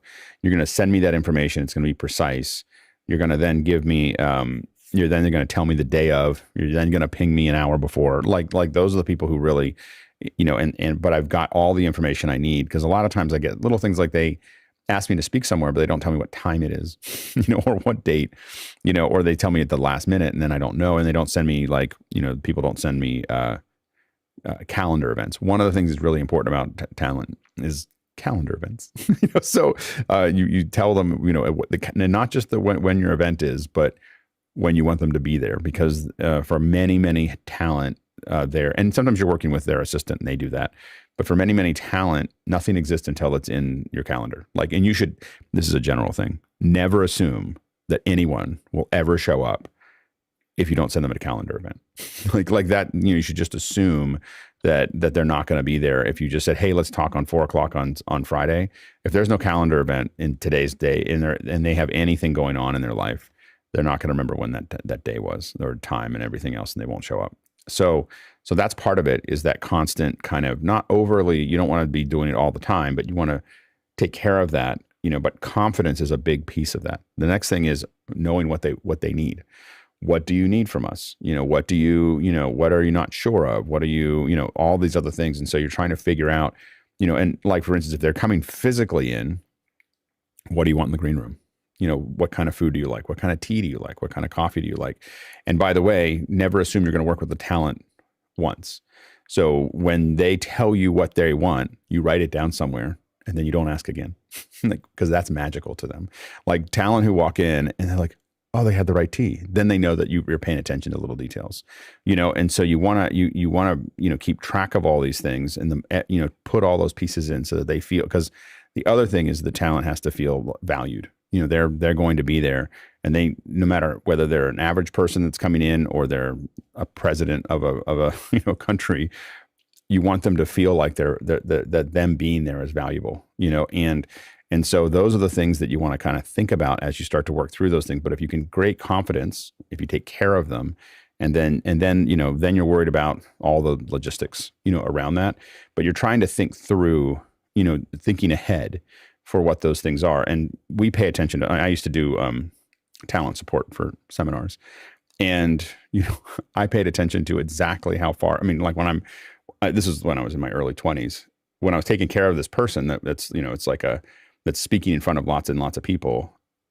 Everything matters, so giving them communication, making sure that I had the right coffee at the right time. I'd sit in the back and watch my seminar leader up there, and they would be leading, and I would notice what angle their cup was, and I'd make a decision about when I needed to swap their tea. Like that's the kind of stuff that, so I'd sit there and just watch it and go, oh, they're getting low, I'm going to swap that out. I'd be watching their Ricolas, their Altoids, their, like all those little things there. And you're watching, like as a talent, you're watching for ticks. If they're looking down at something over and over again in a physical thing, there's something going on over there in their head, and you're trying to figure out what that is. And it takes very intense listening if you're taking care of your talent, and then for their food, they'd walk out. I'd make sure if I got their food in a box, I put it on a plate. I'd give them, proper silverware, and the silverware is perfectly laid out, perfectly parallel to each other, perfectly perpendicular to the table, everything, because they have a sense of intentionality when that happens. So when you do that, when they walk into the green room and the green room is just so, and it has just what they want in the perfect order, they understand that you're intentional, and that makes a difference for them. It makes because we have to remember that, that they are. The other thing that people don't understand about talent is that it's extremely taxing to be in front of a lot of people, and if you're good at it, you're paying a lot of attention to people, and you're just sucking up this enormous amount of information from them while you're standing in front of them. And it's very, very taxing. And the reason that people are such prima donnas about how their room is and what there is because they just need a moment where they're not thinking about anything else. This gets back to what Chris was talking about earlier, is cognitive load, and so everything around talent, a lot of what you're working on is getting rid of that cognitive load for them, and that means that they know when you're going to pick them up. And when you say you're going to pick them up at a certain time, you're there 5 minutes earlier than that. You're just waiting for them to be there, but you're not there early. So you don't tell them you're early. That's one thing about people don't get, is tell people when you're going to be there, be very close to make sure that you're on time, get there a little early, but just wait for them to be on time. And a couple minutes later, you if they're working on something, let them know that, you quietly let them know, you can text them that we're here, but right at the time that you're there, having talent deal with you early, like getting to their hotel room early, not good. It's just as bad, sometimes worse, than being there late, because they're prepping and getting ready to go, and they're expecting you at a certain time. So precision, predictability, reliability, and then just general care and intentionality. I think those are the things that really make a difference when it comes to talent. Yeah, go ahead, Mitchell. I know I'm on the lowest rung of the showbiz ladder, but as a disc jockey and many times a presenter at events, because they usually suck you into doing those things, it helps to have a little bit of empathy for the people that are on stage getting ready as talent to do a presentation. And I can tell you from personal experience, nothing really wants to enter my sphere of interest except the presentation and what I'm going to do. And it may take me up to 15, 20 minutes before the event goes down for me to get myself psyched into that mental state. And anything else is a distraction and takes me off of my game, and I really don't like that. So depending on how good the talent is, if they're professional talent, a lot of times they have that built-in ability to be able to make that switch. But if it's a client and they're the talent, you better watch yourself. You better do the right thing, as Alex says. Serve them in every way you can. Have a PA at their shoulder. Tell them that everything that you're doing and all the people in that room are there to make you look as good as you can, and anything we might miss, we'll fix it on the cutting room floor. Good, Sky. Well, Alex, you pretty much mentioned everything. So the support points, to Mitchell's point, I think you described what is often referred to as a handler, or Mitchell referred to it as a PA. But for the performer, that is a single point of contact, because their job is to either inform, educate, or entertain. And that's their job. I remember walking into a software company, and this person handed a little thumb drive, and she looked behind the curtain for the first time at the 300 buttons and the dozens of people. And she was so overwhelmed. And you kind of want to protect them from that, because that's maybe not their job. They may have an interest in that, but not in the moment that they're there to educate, inform, or entertain. And so how can you help them do their job? And that single point of contact that you talked about, Alex, that's a trust thing. And maybe that person gets brought in early. This is going to be your liaison between the producers and the event, because we want you to do the best you can do, because that's why you're here. And one of the things that we do, to your point, is that we do everything we can to keep things out of their field of view. That's Absolutely. complex. So we'll do everything. I always ask for another room, like whatever room we're in, I will build in the hallway if I can, to get out of so that there's no production people in the room with them. And that's one of the reasons we like actually PTZs, less than not having as many camera operators. It's getting people out of there. So they just, the PTZs kind of just sink into the background for them, and they don't think about them anymore. And there's not any rustling or people checking their phone or even talking on comms or whatever. The other thing we do is, if we're in the same room in a studio, we duvetine, or put curtains all the way around us, especially behind the camera. So the big thing is, where they're looking at, especially if there's no teleprompter, nobody sits behind that area. like we, and if we have a camera operator, we'll usually flag that camera operator. And it's important to try to have them not see people, but it's really important to have them not see people's eyes, because there's a million years of evolution that when we see someone's eyes, we look right at it, and it's almost impossible to not do that. So we try to block. So with camera operators and so on and so forth, we try to block off their ability to see the operator's eyes when we can. Next question. And the next question comes from Liberty White in Atlanta, Georgia. Think back to your most challenging experience with talent. What did you learn from the process? Go ahead, Mitchell. I can't think of which specific time, but I can tell you the last time had a political figure who I will not repeat their name. And we had set the lighting up, and everything was handled just like Alex said. And we had decided, my DP and I, that it would be nice to have a key light just to get the sparkle in their eye, which was something we worked hard to get just right, and it made him look great. He stepped up to the camera, looked in it, and he went, "Can you turn that light off?" And the answer to that question was immediately, yes, we can, because we're not going to sacrifice our relationship with the candidate as important as the content of the show. So the moral of the story is, know your talent. It might be your boss. Well, and the other thing to learn from that is, one thing we learned a lot about talent is large, soft light, because it doesn't feel as bright to them. So as the lights get smaller, we make them brighter so that they put out the amount of light. We got into a habit of putting up huge lights because we could turn them down, and then they didn't feel it as much, so they'd walk in. And then the other thing we do is we open up our apertures a lot. We sometimes look at cameras how far can we gain up. The idea is to be able to bring that light back down to a normal amount, which is doable, but you have to really think about large, soft lights, wide open, gain up a little bit, all those things, so that they don't have eye strain when they're working on it. Go ahead, Sky. Well, my example would be working with Madeline Smithberg. As a 30-year veteran of television, as a producer, she understands behind the camera.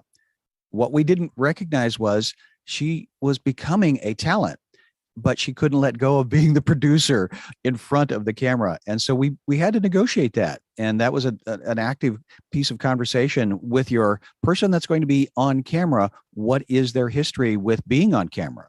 What is their history at being in public? What is their history about their topic? And helping them focus about getting all of that into that one eyeball right there. That's the conversation you want to continue to have, because they may bring inertia that you're not aware of. Yeah, go ahead, Jeffrey. One thing about that thing that Mitch just talked about, wouldn't it also be a issue or something to learn about when it comes to doing anything with political figures, not to make them look or have an unfair advantage, as Alex, you would put it, for any type of video or audio look? If you're asking me, it was a purely creative decision to make them have some spark in their face. That was just one person. They weren't debating. Well, if it's a bunch of people in a debate, then you don't want an unfair advantage. If you're working for the politician, you absolutely play as hard as you can to make them look as good as they can. That's all's fair, and like you're trying to have that. You're trying to punch them as hard, up as far as they can, to do that if they're your person that you're working with. But if you're obviously for a debate, you want everyone to have kind of an even keel in a political situation. Yeah, go ahead, Guy. Yeah, and if you ever see somebody in a rage, just get out of their way. This was an example of a performer that was hopped up on something, and you could see me down in the corner trying to protect my camera, got my comms on, and my paging assistant who's paging my cable feed. This guy was just a maniac. Now I just would have let it go. It's not worth it. If somebody's in a rage like that, just get out their way, because talent can sometimes be unpredictable if they're not in a good mood. So just stay out of people's way. The other thing is to be very, very careful of open mics end careers. So when you have a talent up there, whether that's a talent on virtual or physical, them saying the wrong thing, people just things will come out of their mouth that shouldn't have.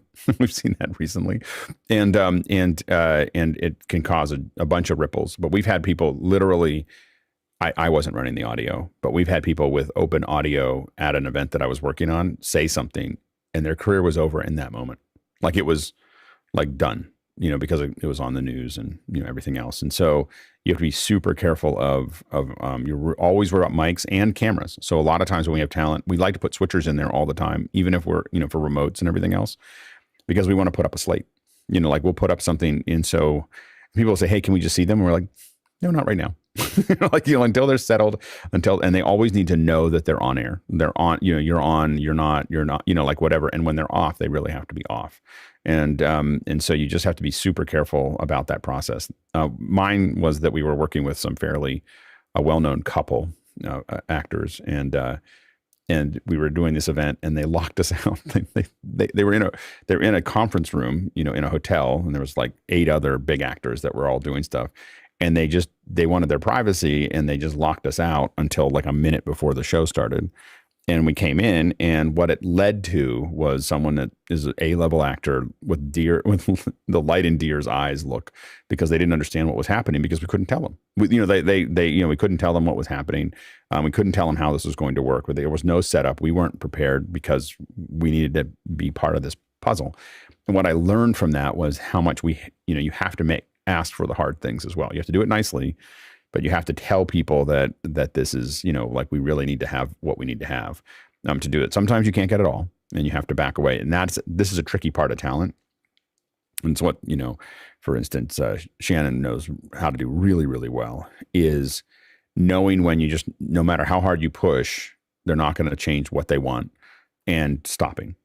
Like there's this thing where people will niddle, they're like, oh, there's like a little thing on the edge, or this little whatever. And we're just like, just leave it alone. Like they're not ready to, because the other part of this is if a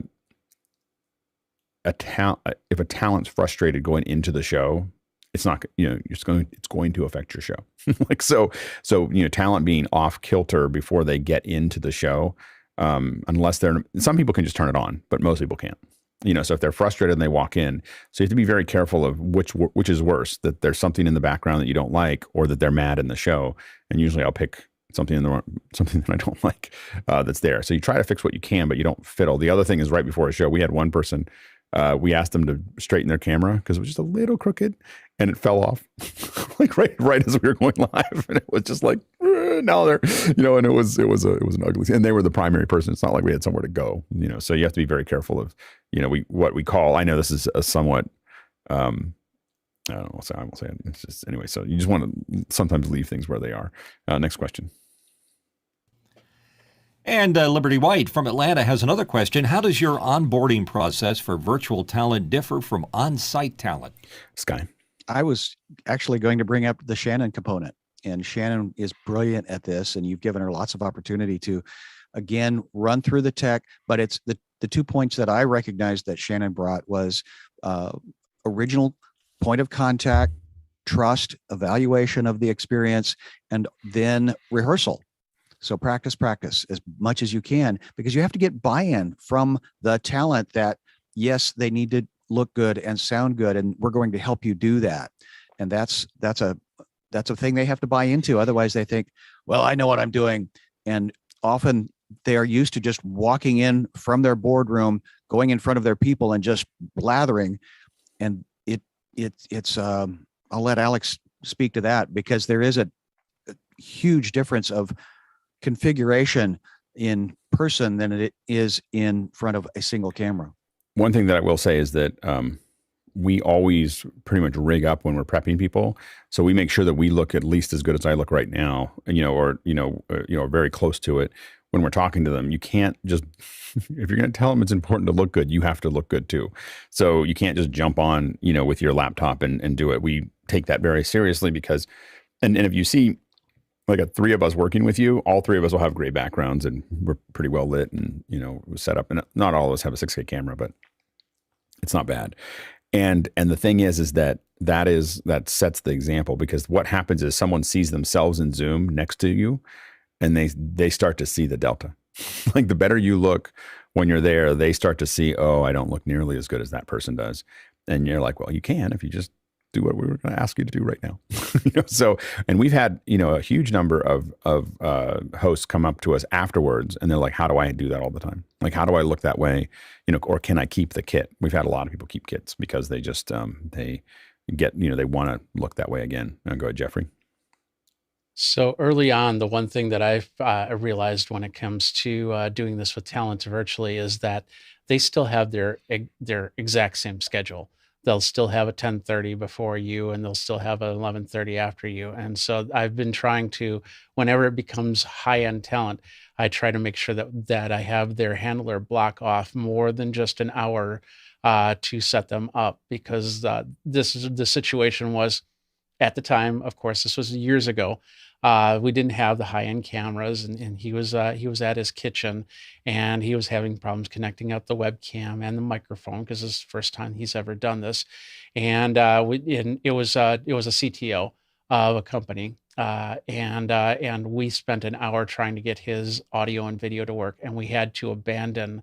At the time, it was just going to be a podcast. We had to abandon it for a later date, which ended up being 2-3 months later, which caused a lot of issue in the project that we were working on. Luckily, everybody understood what was going on. But if we would have had another hour, we would have been able to finish that out and get that show going, and there wouldn't have been any egg on our face. Yeah, go ahead, Chris. Yeah, I noticed one of the last setups that I did, I took the feed from the guest and I just put the framer up like this, and you could totally see people going, oh, look at very subtle, but and then everybody just wants to be the same. People don't like standing out, and you could totally see people like, oh, okay, yeah, me. Yeah, we used to send returns back to people, and it would be that it would have that frame in it, or not that frame, but a different frame that just subtly showed them where their head should be. Didn't even say anything about it, and just had a circle, and you can see that ours fit perfectly, and people will just fall into it. They'll just kind of fall into that. I think I absolutely think that frame should be a filter that we can turn on remotely in somebody's Zoom. It should absolutely be there, because it would fix a lot of Zooms relatively quickly. Go ahead, Sky. Well, Alex, I have a question for you, because early days of Matt in the Kitchen, Chris Fritchie joined us from Texas, but he did not understand or wasn't comfortable with joining an hour before. He wanted to join and go. And we, of course, needed to do all of our prep, and we had the pre-show of making sure all of the connections were working. So, Alex, what's your solution for, to Jeffrey's point, getting your talent in the room before you need them, but the hurry up and wait situation they don't understand, or they think they're supposed to, they're going to peak before they're on? How do you manage that? A lot of times we try to for those ones, those were very technical, and there was so much rehearsal that was actually happening right before the show, and us figuring stuff out, so that you have to work with folks to do that. And again, especially when you're trying something new, you have to have people willing to do that. You have a lot of talent that just want to show up and do the thing. Like, they want to show up 2 minutes before and get the thing done. and it's a bad habit that we've gotten into with Zoom and everything else. So I can just go from show to, from meeting to meeting to meeting to meeting to meeting, and they just don't understand that this is actually an event. And so this comes back to building up when you're sending better information out to people and they feel like it's something that's important, when they're getting taken care of, when there's people calling them and working with them. Now we try to everything we can to do the prep of a location, like what Jeffrey was talking about, at least 2 days in advance. So that I think with Mad in the Kitchen was 1 day in advance, but we were sending kits out. And I think usually we were pinging people 3 or 4 days in advance to kind of work with them.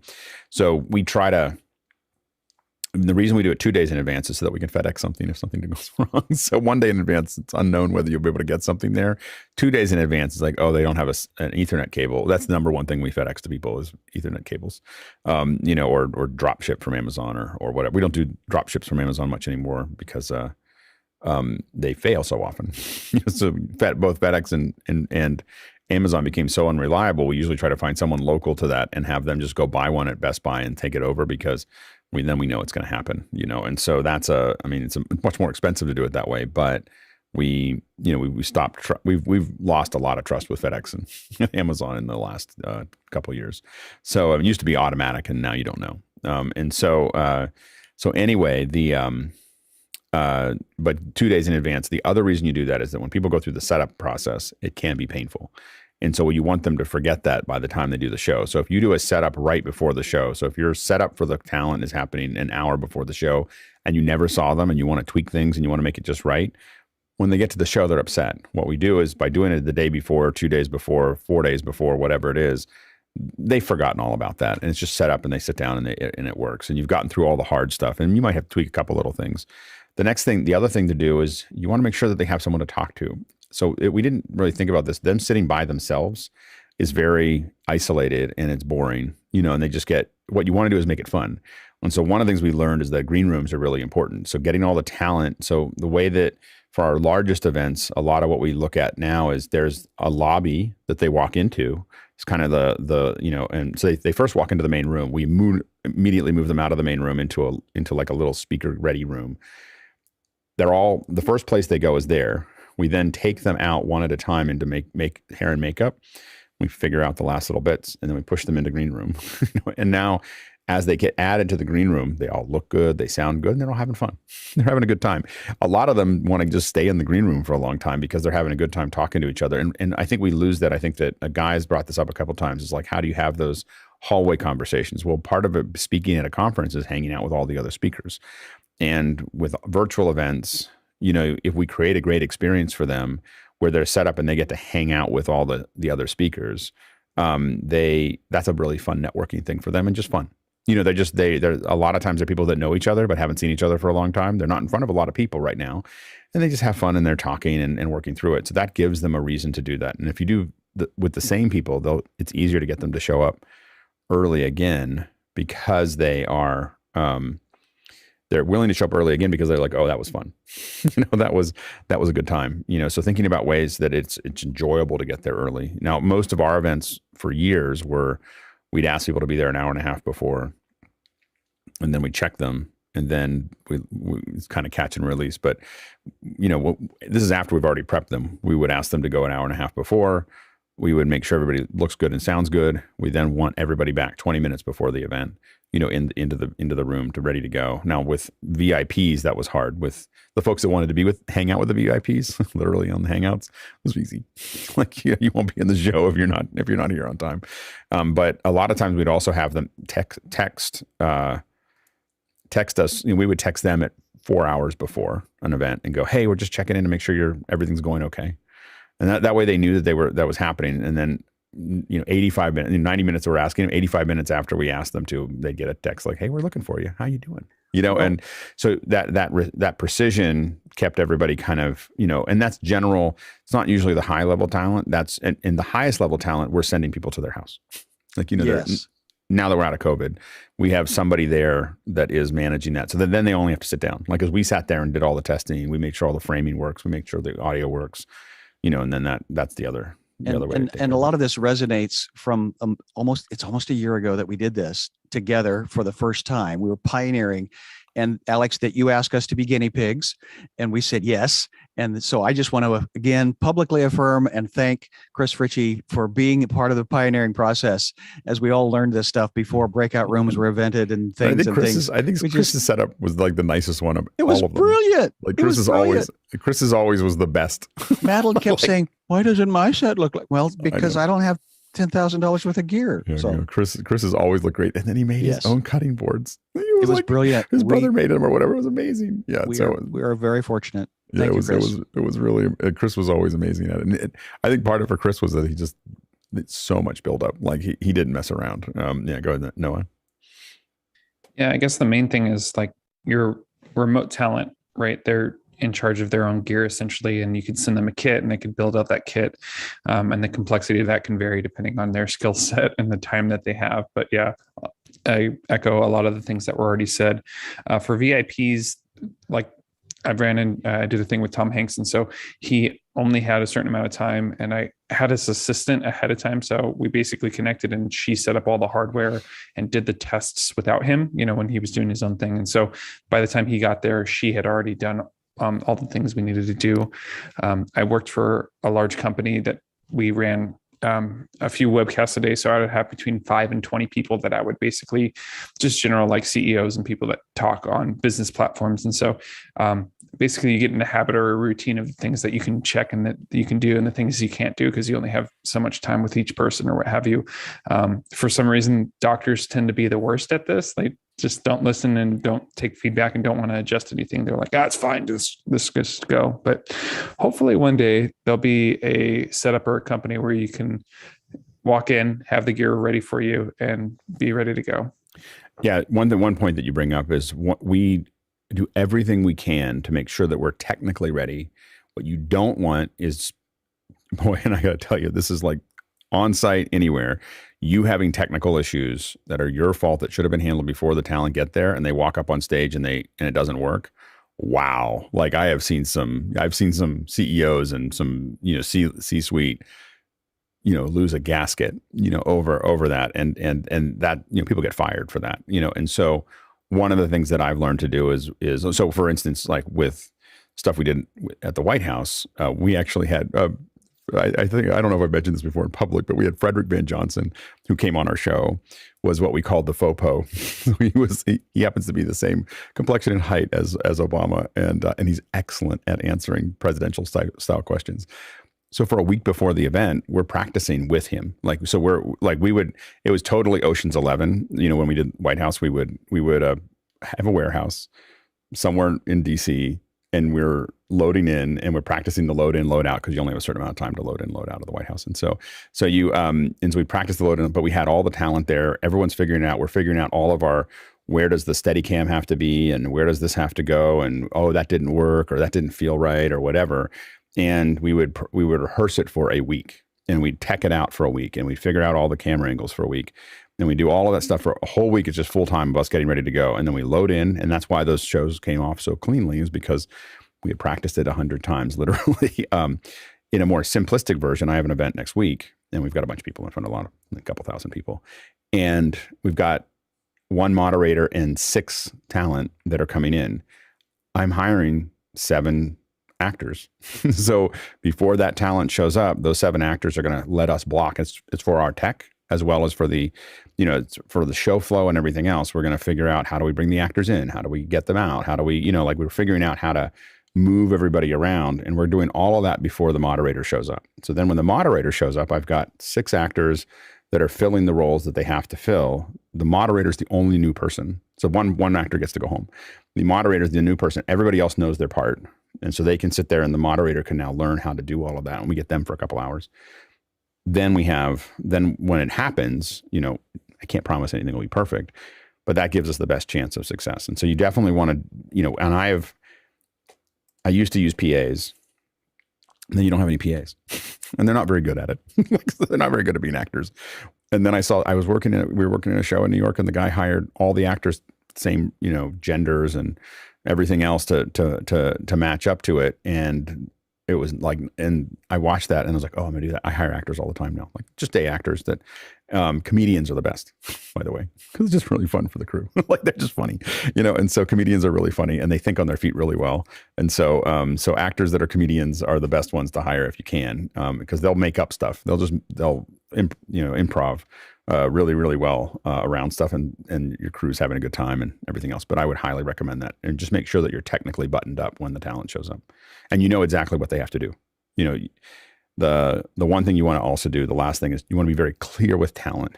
Don't muddle your words. Know exactly how, you're going to say something. I had another, head of state that I was working with, and I had to tell them a complex thing about how to go around the back, through the side, come up to the stage. This is what you're going to do first. This is what you're going to do second.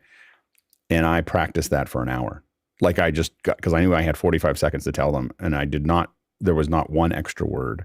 And they did it perfectly. But you have to work really hard at being clear. It's clear instructions that you know exactly, and everybody's agreed on it and everything else. And that really helps them, because they're not paying attention to this until they get there, and then they're just present. Yeah, go ahead, Noah. Yeah, there's a quote, I forget who it originates from, but basically, if you gave me more time, I would have told a shorter story, right? Because you edit and condense. I think it's Hemingway, but I'm not Thank certain. you. Yeah, and my thought behind that is like really one of the major benefits to me personally from office hours is I feel like I'm a better communicator, and I've been forced to learn to communicate faster and more efficiently. Yeah, no, absolutely. Next question. Next question is from Noah, and he's in Fullerton. Here's the question. Do you have any rules of thumb when talking to your talent through IFB? Go ahead, Mitchell. Yeah, I'd like to size them up, first of all, to make sure that this is not their first time with an IFB ear set.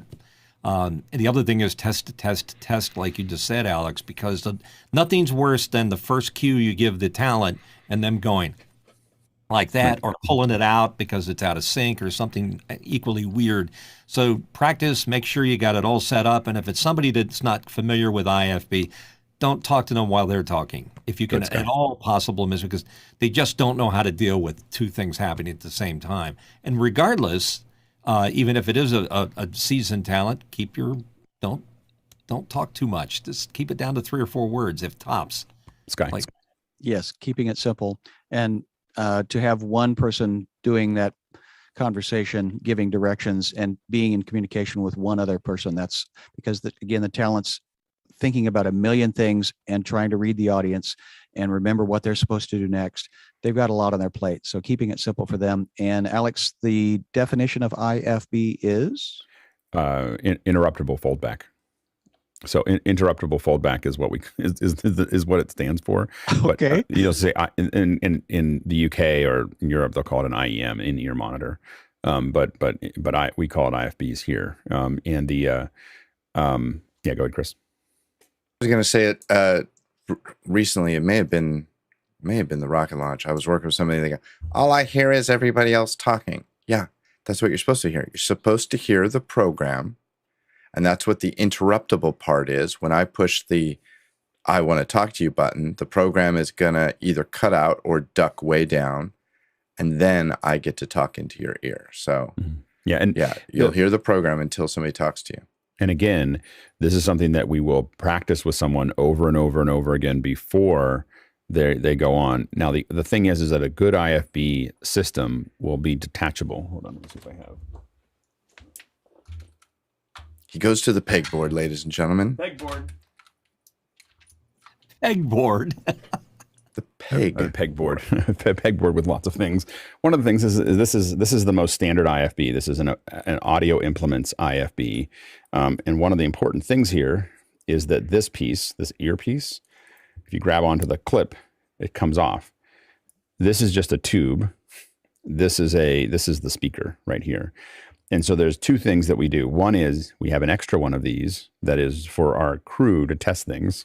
And then, and most importantly, an extra little piece here. This piece pops off too. So if I pull it off. So the earpiece itself, this is what makes an IFB, like technically how you do it. So this little piece pops off. Now they make different sizes of these. And this one is what we call a Christmas tree. And it just sticks in. It's not the most comfortable, but it will work. Then you can ones that are a lot of different ones. And then you have this tube, and then you have this is the speaker element, You can take that off too. These audio implements ones are this is like what everybody uses. Anyway, so we can take this though. I can take this piece here itself, and you'll see a lot of crew members when they're working. When I get this right back in, they'll just stick this in their ear. They'll literally just set it in there because they can hear it. You'll see them just kind of push it up into their ear so they can hear what you're saying while they're working. But the reason they do that is so that they're not using the good one if there's only one. But otherwise, we snap those off. And then you're sitting there, and now you're working on volume with your crew member. That may not be perfect for the talent, but it lets us make sure that we're not going to kill somebody's ear by doing that. We always start the IFB low, so you don't want it to be loud. You want it to be low. You want if anyone tells you to turn it down, you screwed it up. You want it to be low, and hey, can I have a little bit more? And then you start bringing it up really slowly, and you'll hear me now. And then so that's from a technical perspective, you want to have that. There's also a theater, which is no matter how clean your earpiece is, you always put it in. We always put it into we definitely clean it with alcohol. Usually it's a new one for a major talent, but otherwise, if we're going through lots and lots of talent, we may have someone back there really taking care of them and putting them in alcohol and making sure that they're all perfectly clean. One thing that we started doing right before Pixelcore closed was using one of those water things. You throw them in, turn it on, and it does ultrasonic as well as hot water. It's kind of gross to watch, but it really works.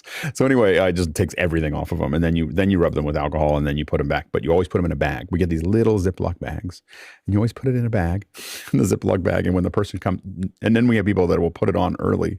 Like, no, you take it out of the bag while the talent's there, and you put it on. This may seem like a lot of too much work, but it gives the talent. They understand that you care. They understand that it subconsciously tells them that you cleaned it, whether you did or not. We clean them heavily. We're very worried about it. But the point is that it communicates that to them without talking to them about it. It's like, oh, we brought it a clean one, and you just do that. Get it? They understand what that means. The other thing is that when you're talking to the talent, do not add stress to the talent. This is the thing that I learned we were working with NASA for the space station things. No matter what's happening, NASA's like, we've got the space station is on fire. Space station is on fire. Like that's what you hear. What you like that never happened. But I'm saying that anything goes wrong. Like there was a time where they couldn't get connected to us, and they're like, Houston calling Pixelcore, come in Pixelcore, and that's it. Like they were angry because we were having a communication issue. But it's always flat. And I asked them about that, and they said, well, we think that when someone is in a life-threatening situation, yelling into their ear is not going to improve their decision process. And they're very good at it, and we learn to do that. And when I talk about that with talent, I just go, it'll be like, hi, Chris, this is Alex. I'm going to be taking care of you right now. I'm going to take care of you for today. Is there anything you need? How you doing there? Can you hear me okay? And so there's fire. Alex. Yeah, I'm on fire. Yeah, there's a fire right now. We're going to have you move to your right and leave stage left. But literally we have a, whatever. We have a streaker in the back, and we'd like to have you just talk a little bit longer while we sort that out. But like literally, it's just like everything's under. What you want to be communicating to the talent is everything's under control. We all have it handled. You're totally fine in your little cocoon of talentness.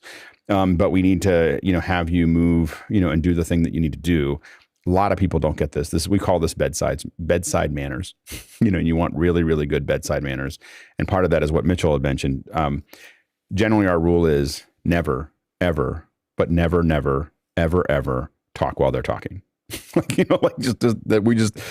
Nobody, I don't care how good the talent they are. We don't want them to ever, we never talk to them unless it's like, you need to leave the building right now because it's on fire or something's about to blow up or something like that.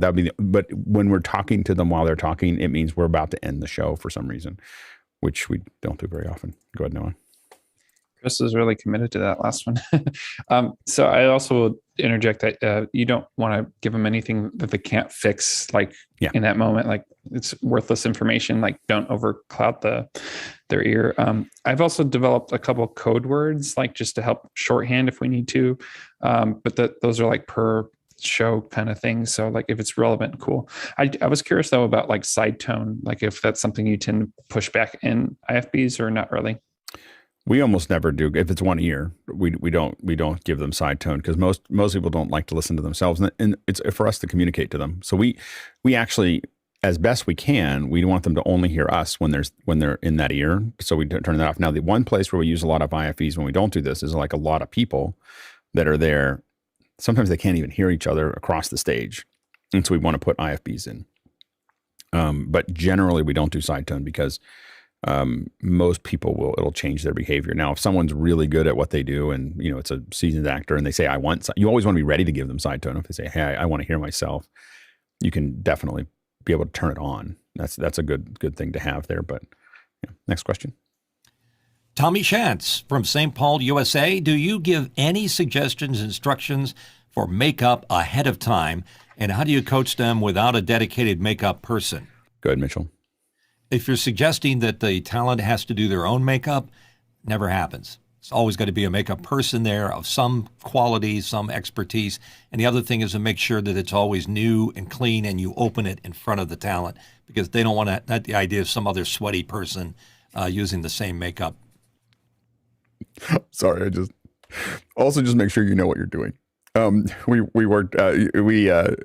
make sure like you've done this before, even practice on other people if you don't have a makeup person, because sometimes you're in a place where from security perspective, you might have to add. The thing that we mostly use is this mattify, from Mac. And it's just this little fluid and gets rid of the shininess. We feel like everyone, like when we do real HMU, then it's a makeup artist and they're looking at it and they get final looks. So before we go live, you'll often see a hair and makeup just run in and like move a hair and stuff like that. And if they're good, they're going to be paying attention. They want to monitor and they're looking at that monitor, making sure that it's all just right, and they'll run out and fix it. But we've had cases where, because of security, because of space, because a lot of things, we can't bring an HMU in for the whole thing because we're going through lots and lots of people. We had one with, I won't mention the actress, but she's very well known. And we were in Davos and she was coming in for a quick hit, and I had handed it off to one of the folks that I've worked with. He's a really good technical person, he's never put makeup on before. And I just thought it'd be, I put a lot of this on people for stuff. And he just he used the side of the sponge and he kind of just graded along it. It was not the best job. I mean, it looked fine at the end, but it was just an ugly way to get there. And she was so nice about it. She goes, "Is this your area of strength?" And of course, without missing a beat, he goes, "Yes." So he just finished it. But it's been a joke in our company for a long time, after that, because it was like, "Is this your area of strength?" And that was our nice way of saying, I don't think you know what you're doing. All right, go ahead. Next question. And the next question comes from Douglas Carmichael. Have you ever fed the floor manager's cues into the talent IFB IEM? Go ahead, Mitchell. No. Yeah. We don't want them to think about anything they don't have to think about. Like that's in general, like just really think about what they need to think about and not give them. That gets back to what Noah was talking about. Like someone will have something wrong before the show and you just like, don't tell them, because there's nothing we can do about that and them being off or worried about it. And that's what you want to kind of stay out of. Go ahead, Chris. I've definitely given cues to talent through the IFB. Oh, cues. Absolutely. I'm talking about like the floor manager's cues sometimes are more complicated than that. I mean, it's like that's talking to a lot of other people. Right. Typically. Yeah. I mean, depending on how you parse that sentence. Yeah. You're right. Jeffrey. I just have a side question on the IFB. Do you want to put it in the left ear or the right ear? You put it in the ear that they're turning away from or turning towards. So we don't do it left or right. We do it, upstage. So you want to leave their downstairs ear. That's what you think about is how often.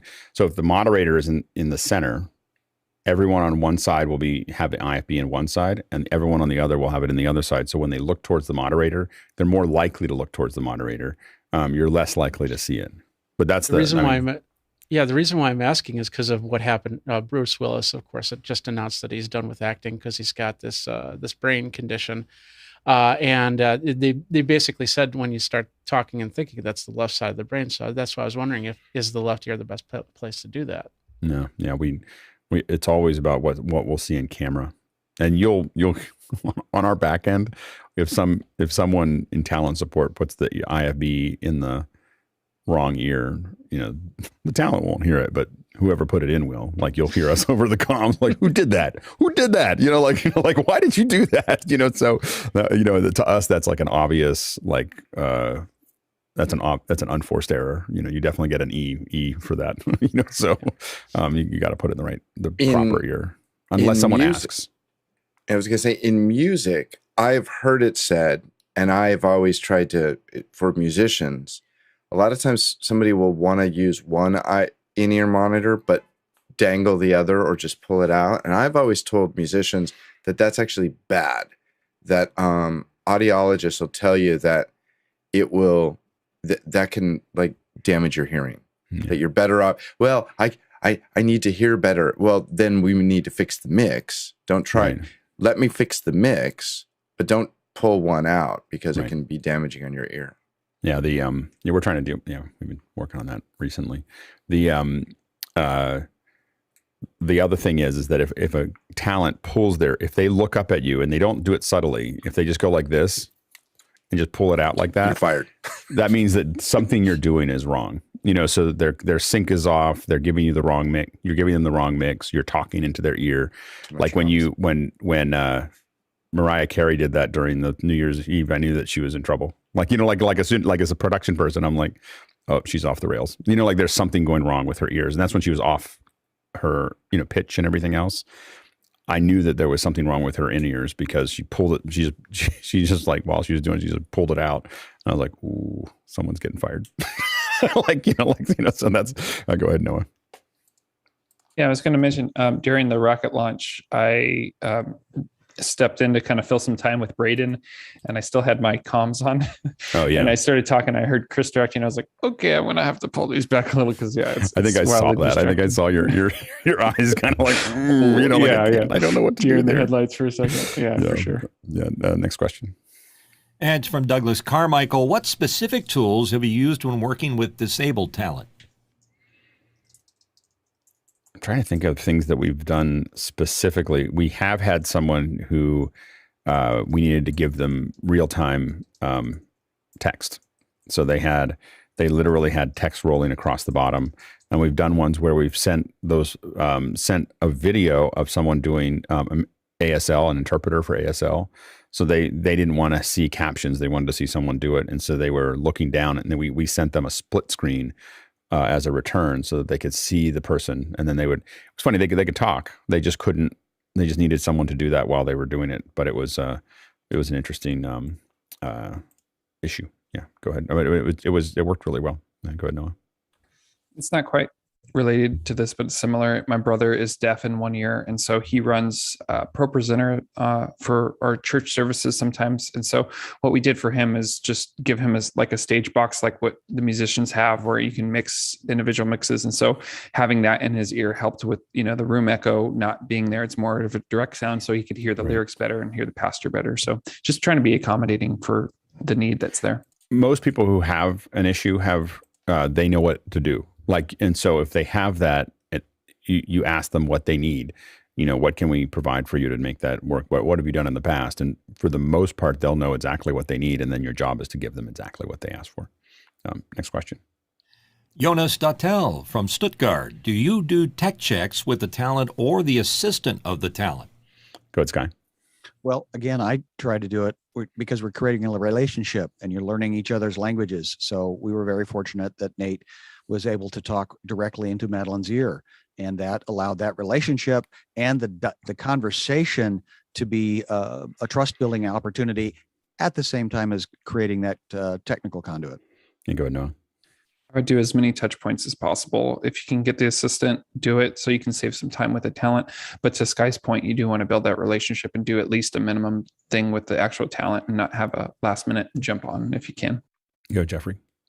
Yeah, for virtual, I always, if they have an assistant, it's always better to talk to the assistant, and then the assistant talks to the talent. They seem to have that better communication back and forth that way. Yeah, there's a lot of talent that just we're not going to see until 5 minutes before the show. And that's just, or sometimes 3 minutes after we were supposed to start. Not that I'm bitter,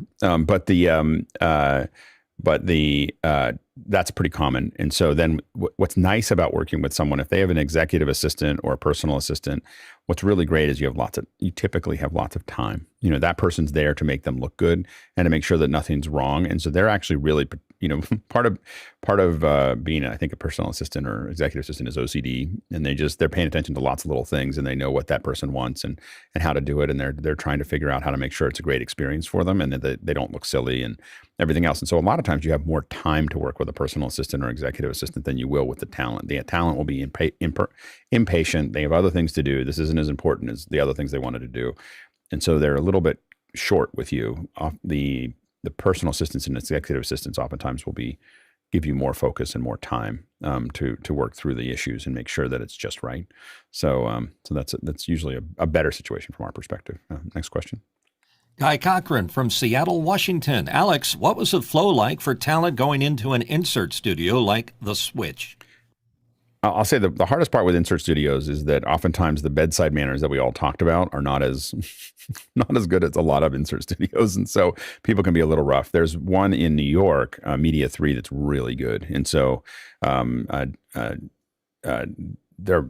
have it all down. So that sending and here's the thing. This is why people send people to their location, is because they know how to take care of everybody. And Damon is just really he just totally understands it, and all the little bits and pieces are all managed, and that a lot of people go there regularly for inserts because of that. From there, you want to for an insert studio, the big thing is book extra time. News and a lot of folks get into the habit of booking it 10 minutes before they need it or 5 minutes before. We generally will book everything an hour before, and we'll just pay for it. We just budget in. There's an hour there, so that we can sit down and have somebody sit in, or somebody's. We oftentimes send someone over to the insert studio. I know that's not a news thing to do, but usually we ask for more budget to make sure, because we have to them look really good. But you want to make sure that they have water. Like that, a nice water glass with a little thing on top of it is something that is pretty common and is often forgotten if you don't ask for it, to make sure that they have it.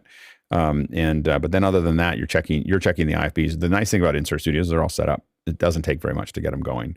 And if it has the switch, it generally means that the insert studio is an upper class insert studio as opposed to something else. And so usually the insert studios on the switch are nicer than the ones, because it's a lot more expensive to have the switch installed. And so it just generally means that they're doing enough flow that they know what they're doing.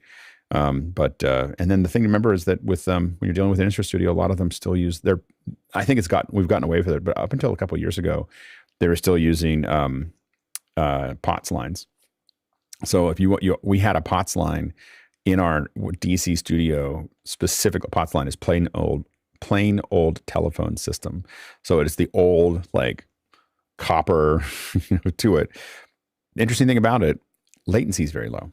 So the latency in a POTS line is much like a quarter of what IP is, and so it's a super low latency connection. So that's one of the reasons they used it. And it's also what everybody had, and it's more reliable than anything else. And so there was a reason to do it, but we always had to have that. But we paid our $12 a month or whatever just for IFBs, just to talk to insert studios. So that's one thing to think about. I think that we've slowly gone away from that, but that was another piece of it. I will say the other thing nice about the Switch is if both people on the Switch, the latency is extremely low. So you're talking, a quarter of what we have here in Zoom. So and so that you get sensitive to that because you can feel it, when they're talking to each other. Next question. Douglas Carmichael, let's say you're dealing with star talent with medical issues that is using a dedicated staff member to monitor their life support equipment. He carries a portable respirator on his wheelchair. Do you put the staff member on comms? No. I would absolutely not put that staff member on comms. I would have a producer or an AD with that staff member on comms. So you split up the task, because that staff member should be totally attentive to the respirator or whatever device that is. They do not need to be communicating. They need to be focused on that. The producer or the support person from our team would be with that person to do the communication if need be. Next question. And it's from Noah Sargent, and he says, can we talk about the roles of an AD, floor manager, stage manager, and their communication with talent? Go ahead, Sky. I look forward to the next 3 weeks that Noah's going to show up and give a lecture on each of those different talents. Because yes, those each are a deep system and process and responsibility. And Noah, I know that's your history, so I absolutely trust you to teach me and learn me better. Because yeah, again, to watch you again on the desert floor was the proof that just because you have a camera doesn't mean you're a camera person. And we had a lot of gear, but all of these different skills, we need those skills, and each of them are individual and unique. And so I look forward to each of those 3 weeks, you teaching us all about them. Yeah, we'll have to keep it quick right now because we're over. Go ahead, Noah.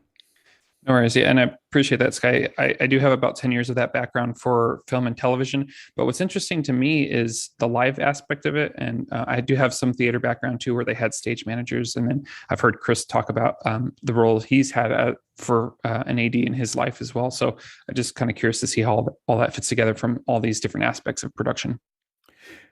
For most of what we do, we're talking about stage managers. And stage managers are really, or a floor manager is really valuable, of having somebody on the floor that's able to just talk to people and do what they need to do in that process. Next question. Vincent Alvarez in Bellingham, Washington. Where do you put the IFB collar clip? Exactly in the back center, or do you favor it upstage? Sit down interview situation. So, as Mickey would say, it depends. So the reason that it depends is because you want it to be as tight as you can make it without it being uncomfortable. So you want to put the IFB in and have them turn away and look down this way and make sure that it's not pulling too hard on it. This is the longest distance that they're going to ever have to go. And so you want it to be tight enough that you don't see it. And so you're trying to minimize what you see here with mine, because I was in a rush this morning. I didn't put it under my shirt.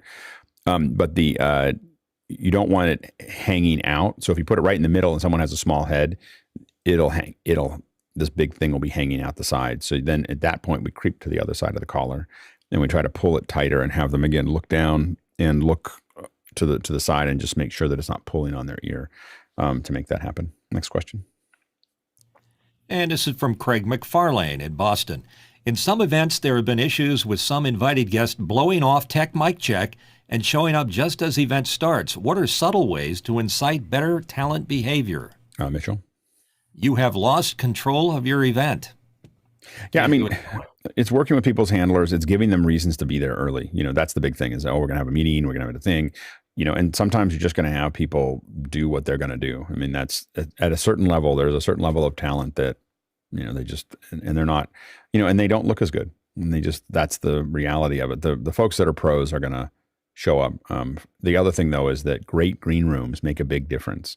So great green rooms and great catering, like it is super important to, like, people underestimate what quality food and a quality place to hang out for them. Like I used to not like going to the airport. I'd be almost late for all my flights until I had the lounge.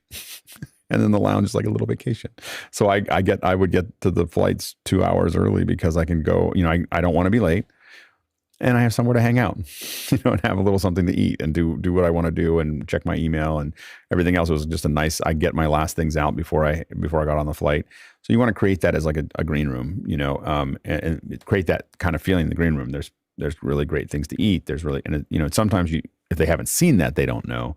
But you want to make sure that it's super comfortable for people. I think a lot of people underestimate the power of having a great place to hang out before you go on air, and hang out with the other speakers too. So especially if they know that those other speakers are going to be there a lot. Most of the time they'll show up. Some of the times they won't show up at all if they know that there's other people in the room. So you have to find out whether they're a solo person or a group person, and usually accommodate for both for the higher level events. Next question. Might be the last one. This is Douglas Carmichael. How do you diplomatically address the issues of musicians with excessive stage volume, which is negatively affecting the mix? Go ahead, Mitchell. Most of the time, if it's a band, and it's certainly a big band, they've got their own mix. They can set it up, and it's already been done, and it does not depend upon what's happening in front of a house. They can make their adjustments themselves. Yeah, go ahead, Chris. My experience has been that when you have one-on-one conversations with people, and this doesn't work for stars. Stars are going to do what they want to do. There's a great scene in Hail, Hail, Rock and Roll with Chuck Berry where Chuck Berry chews out a stagehand for adjusting the volume on his amp because it was too loud because they're shooting a movie.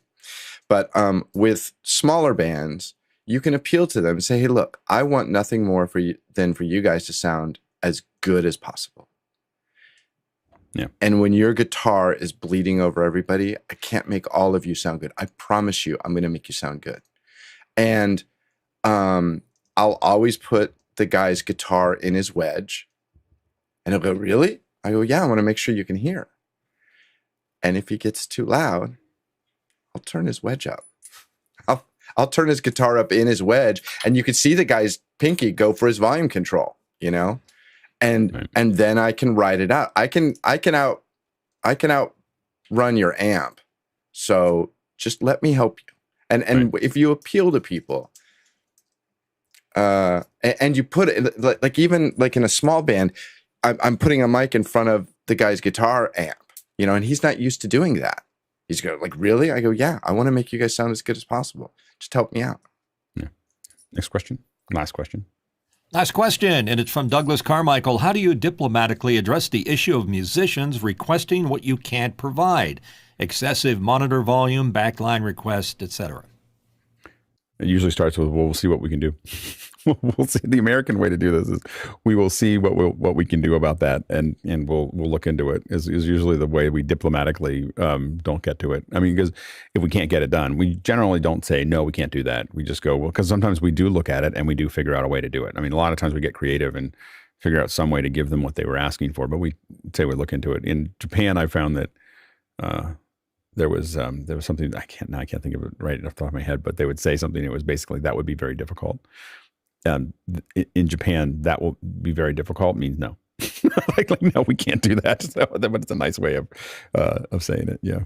So anyway, well, it's fun. It's a fun conversation. I think that these are useful for us to think about. I mean, we get caught up in tech, but this is half the show is how people feel and what they're doing. So it was good. It was a good conversation. Great questions from the first hour and the second hour. Great comments to everybody. So thanks for the contribution. Great work done by the producers and by the panelists. Again, we keep on getting better at these kind of popcorn answers that are exactly what they need to be, and we're moving through a lot of content every day. So really well done. And so great work to the panelists. Can't do it without you. All right. Now we're going to jump into after hours. See you there. I'm headed for lunch. Anybody want some alien fresh jerky?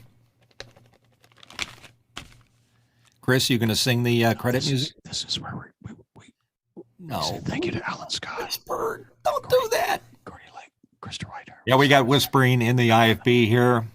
It's kind of annoying. In a transit. Nice guy.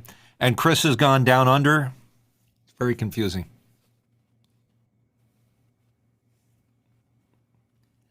Bye, guys.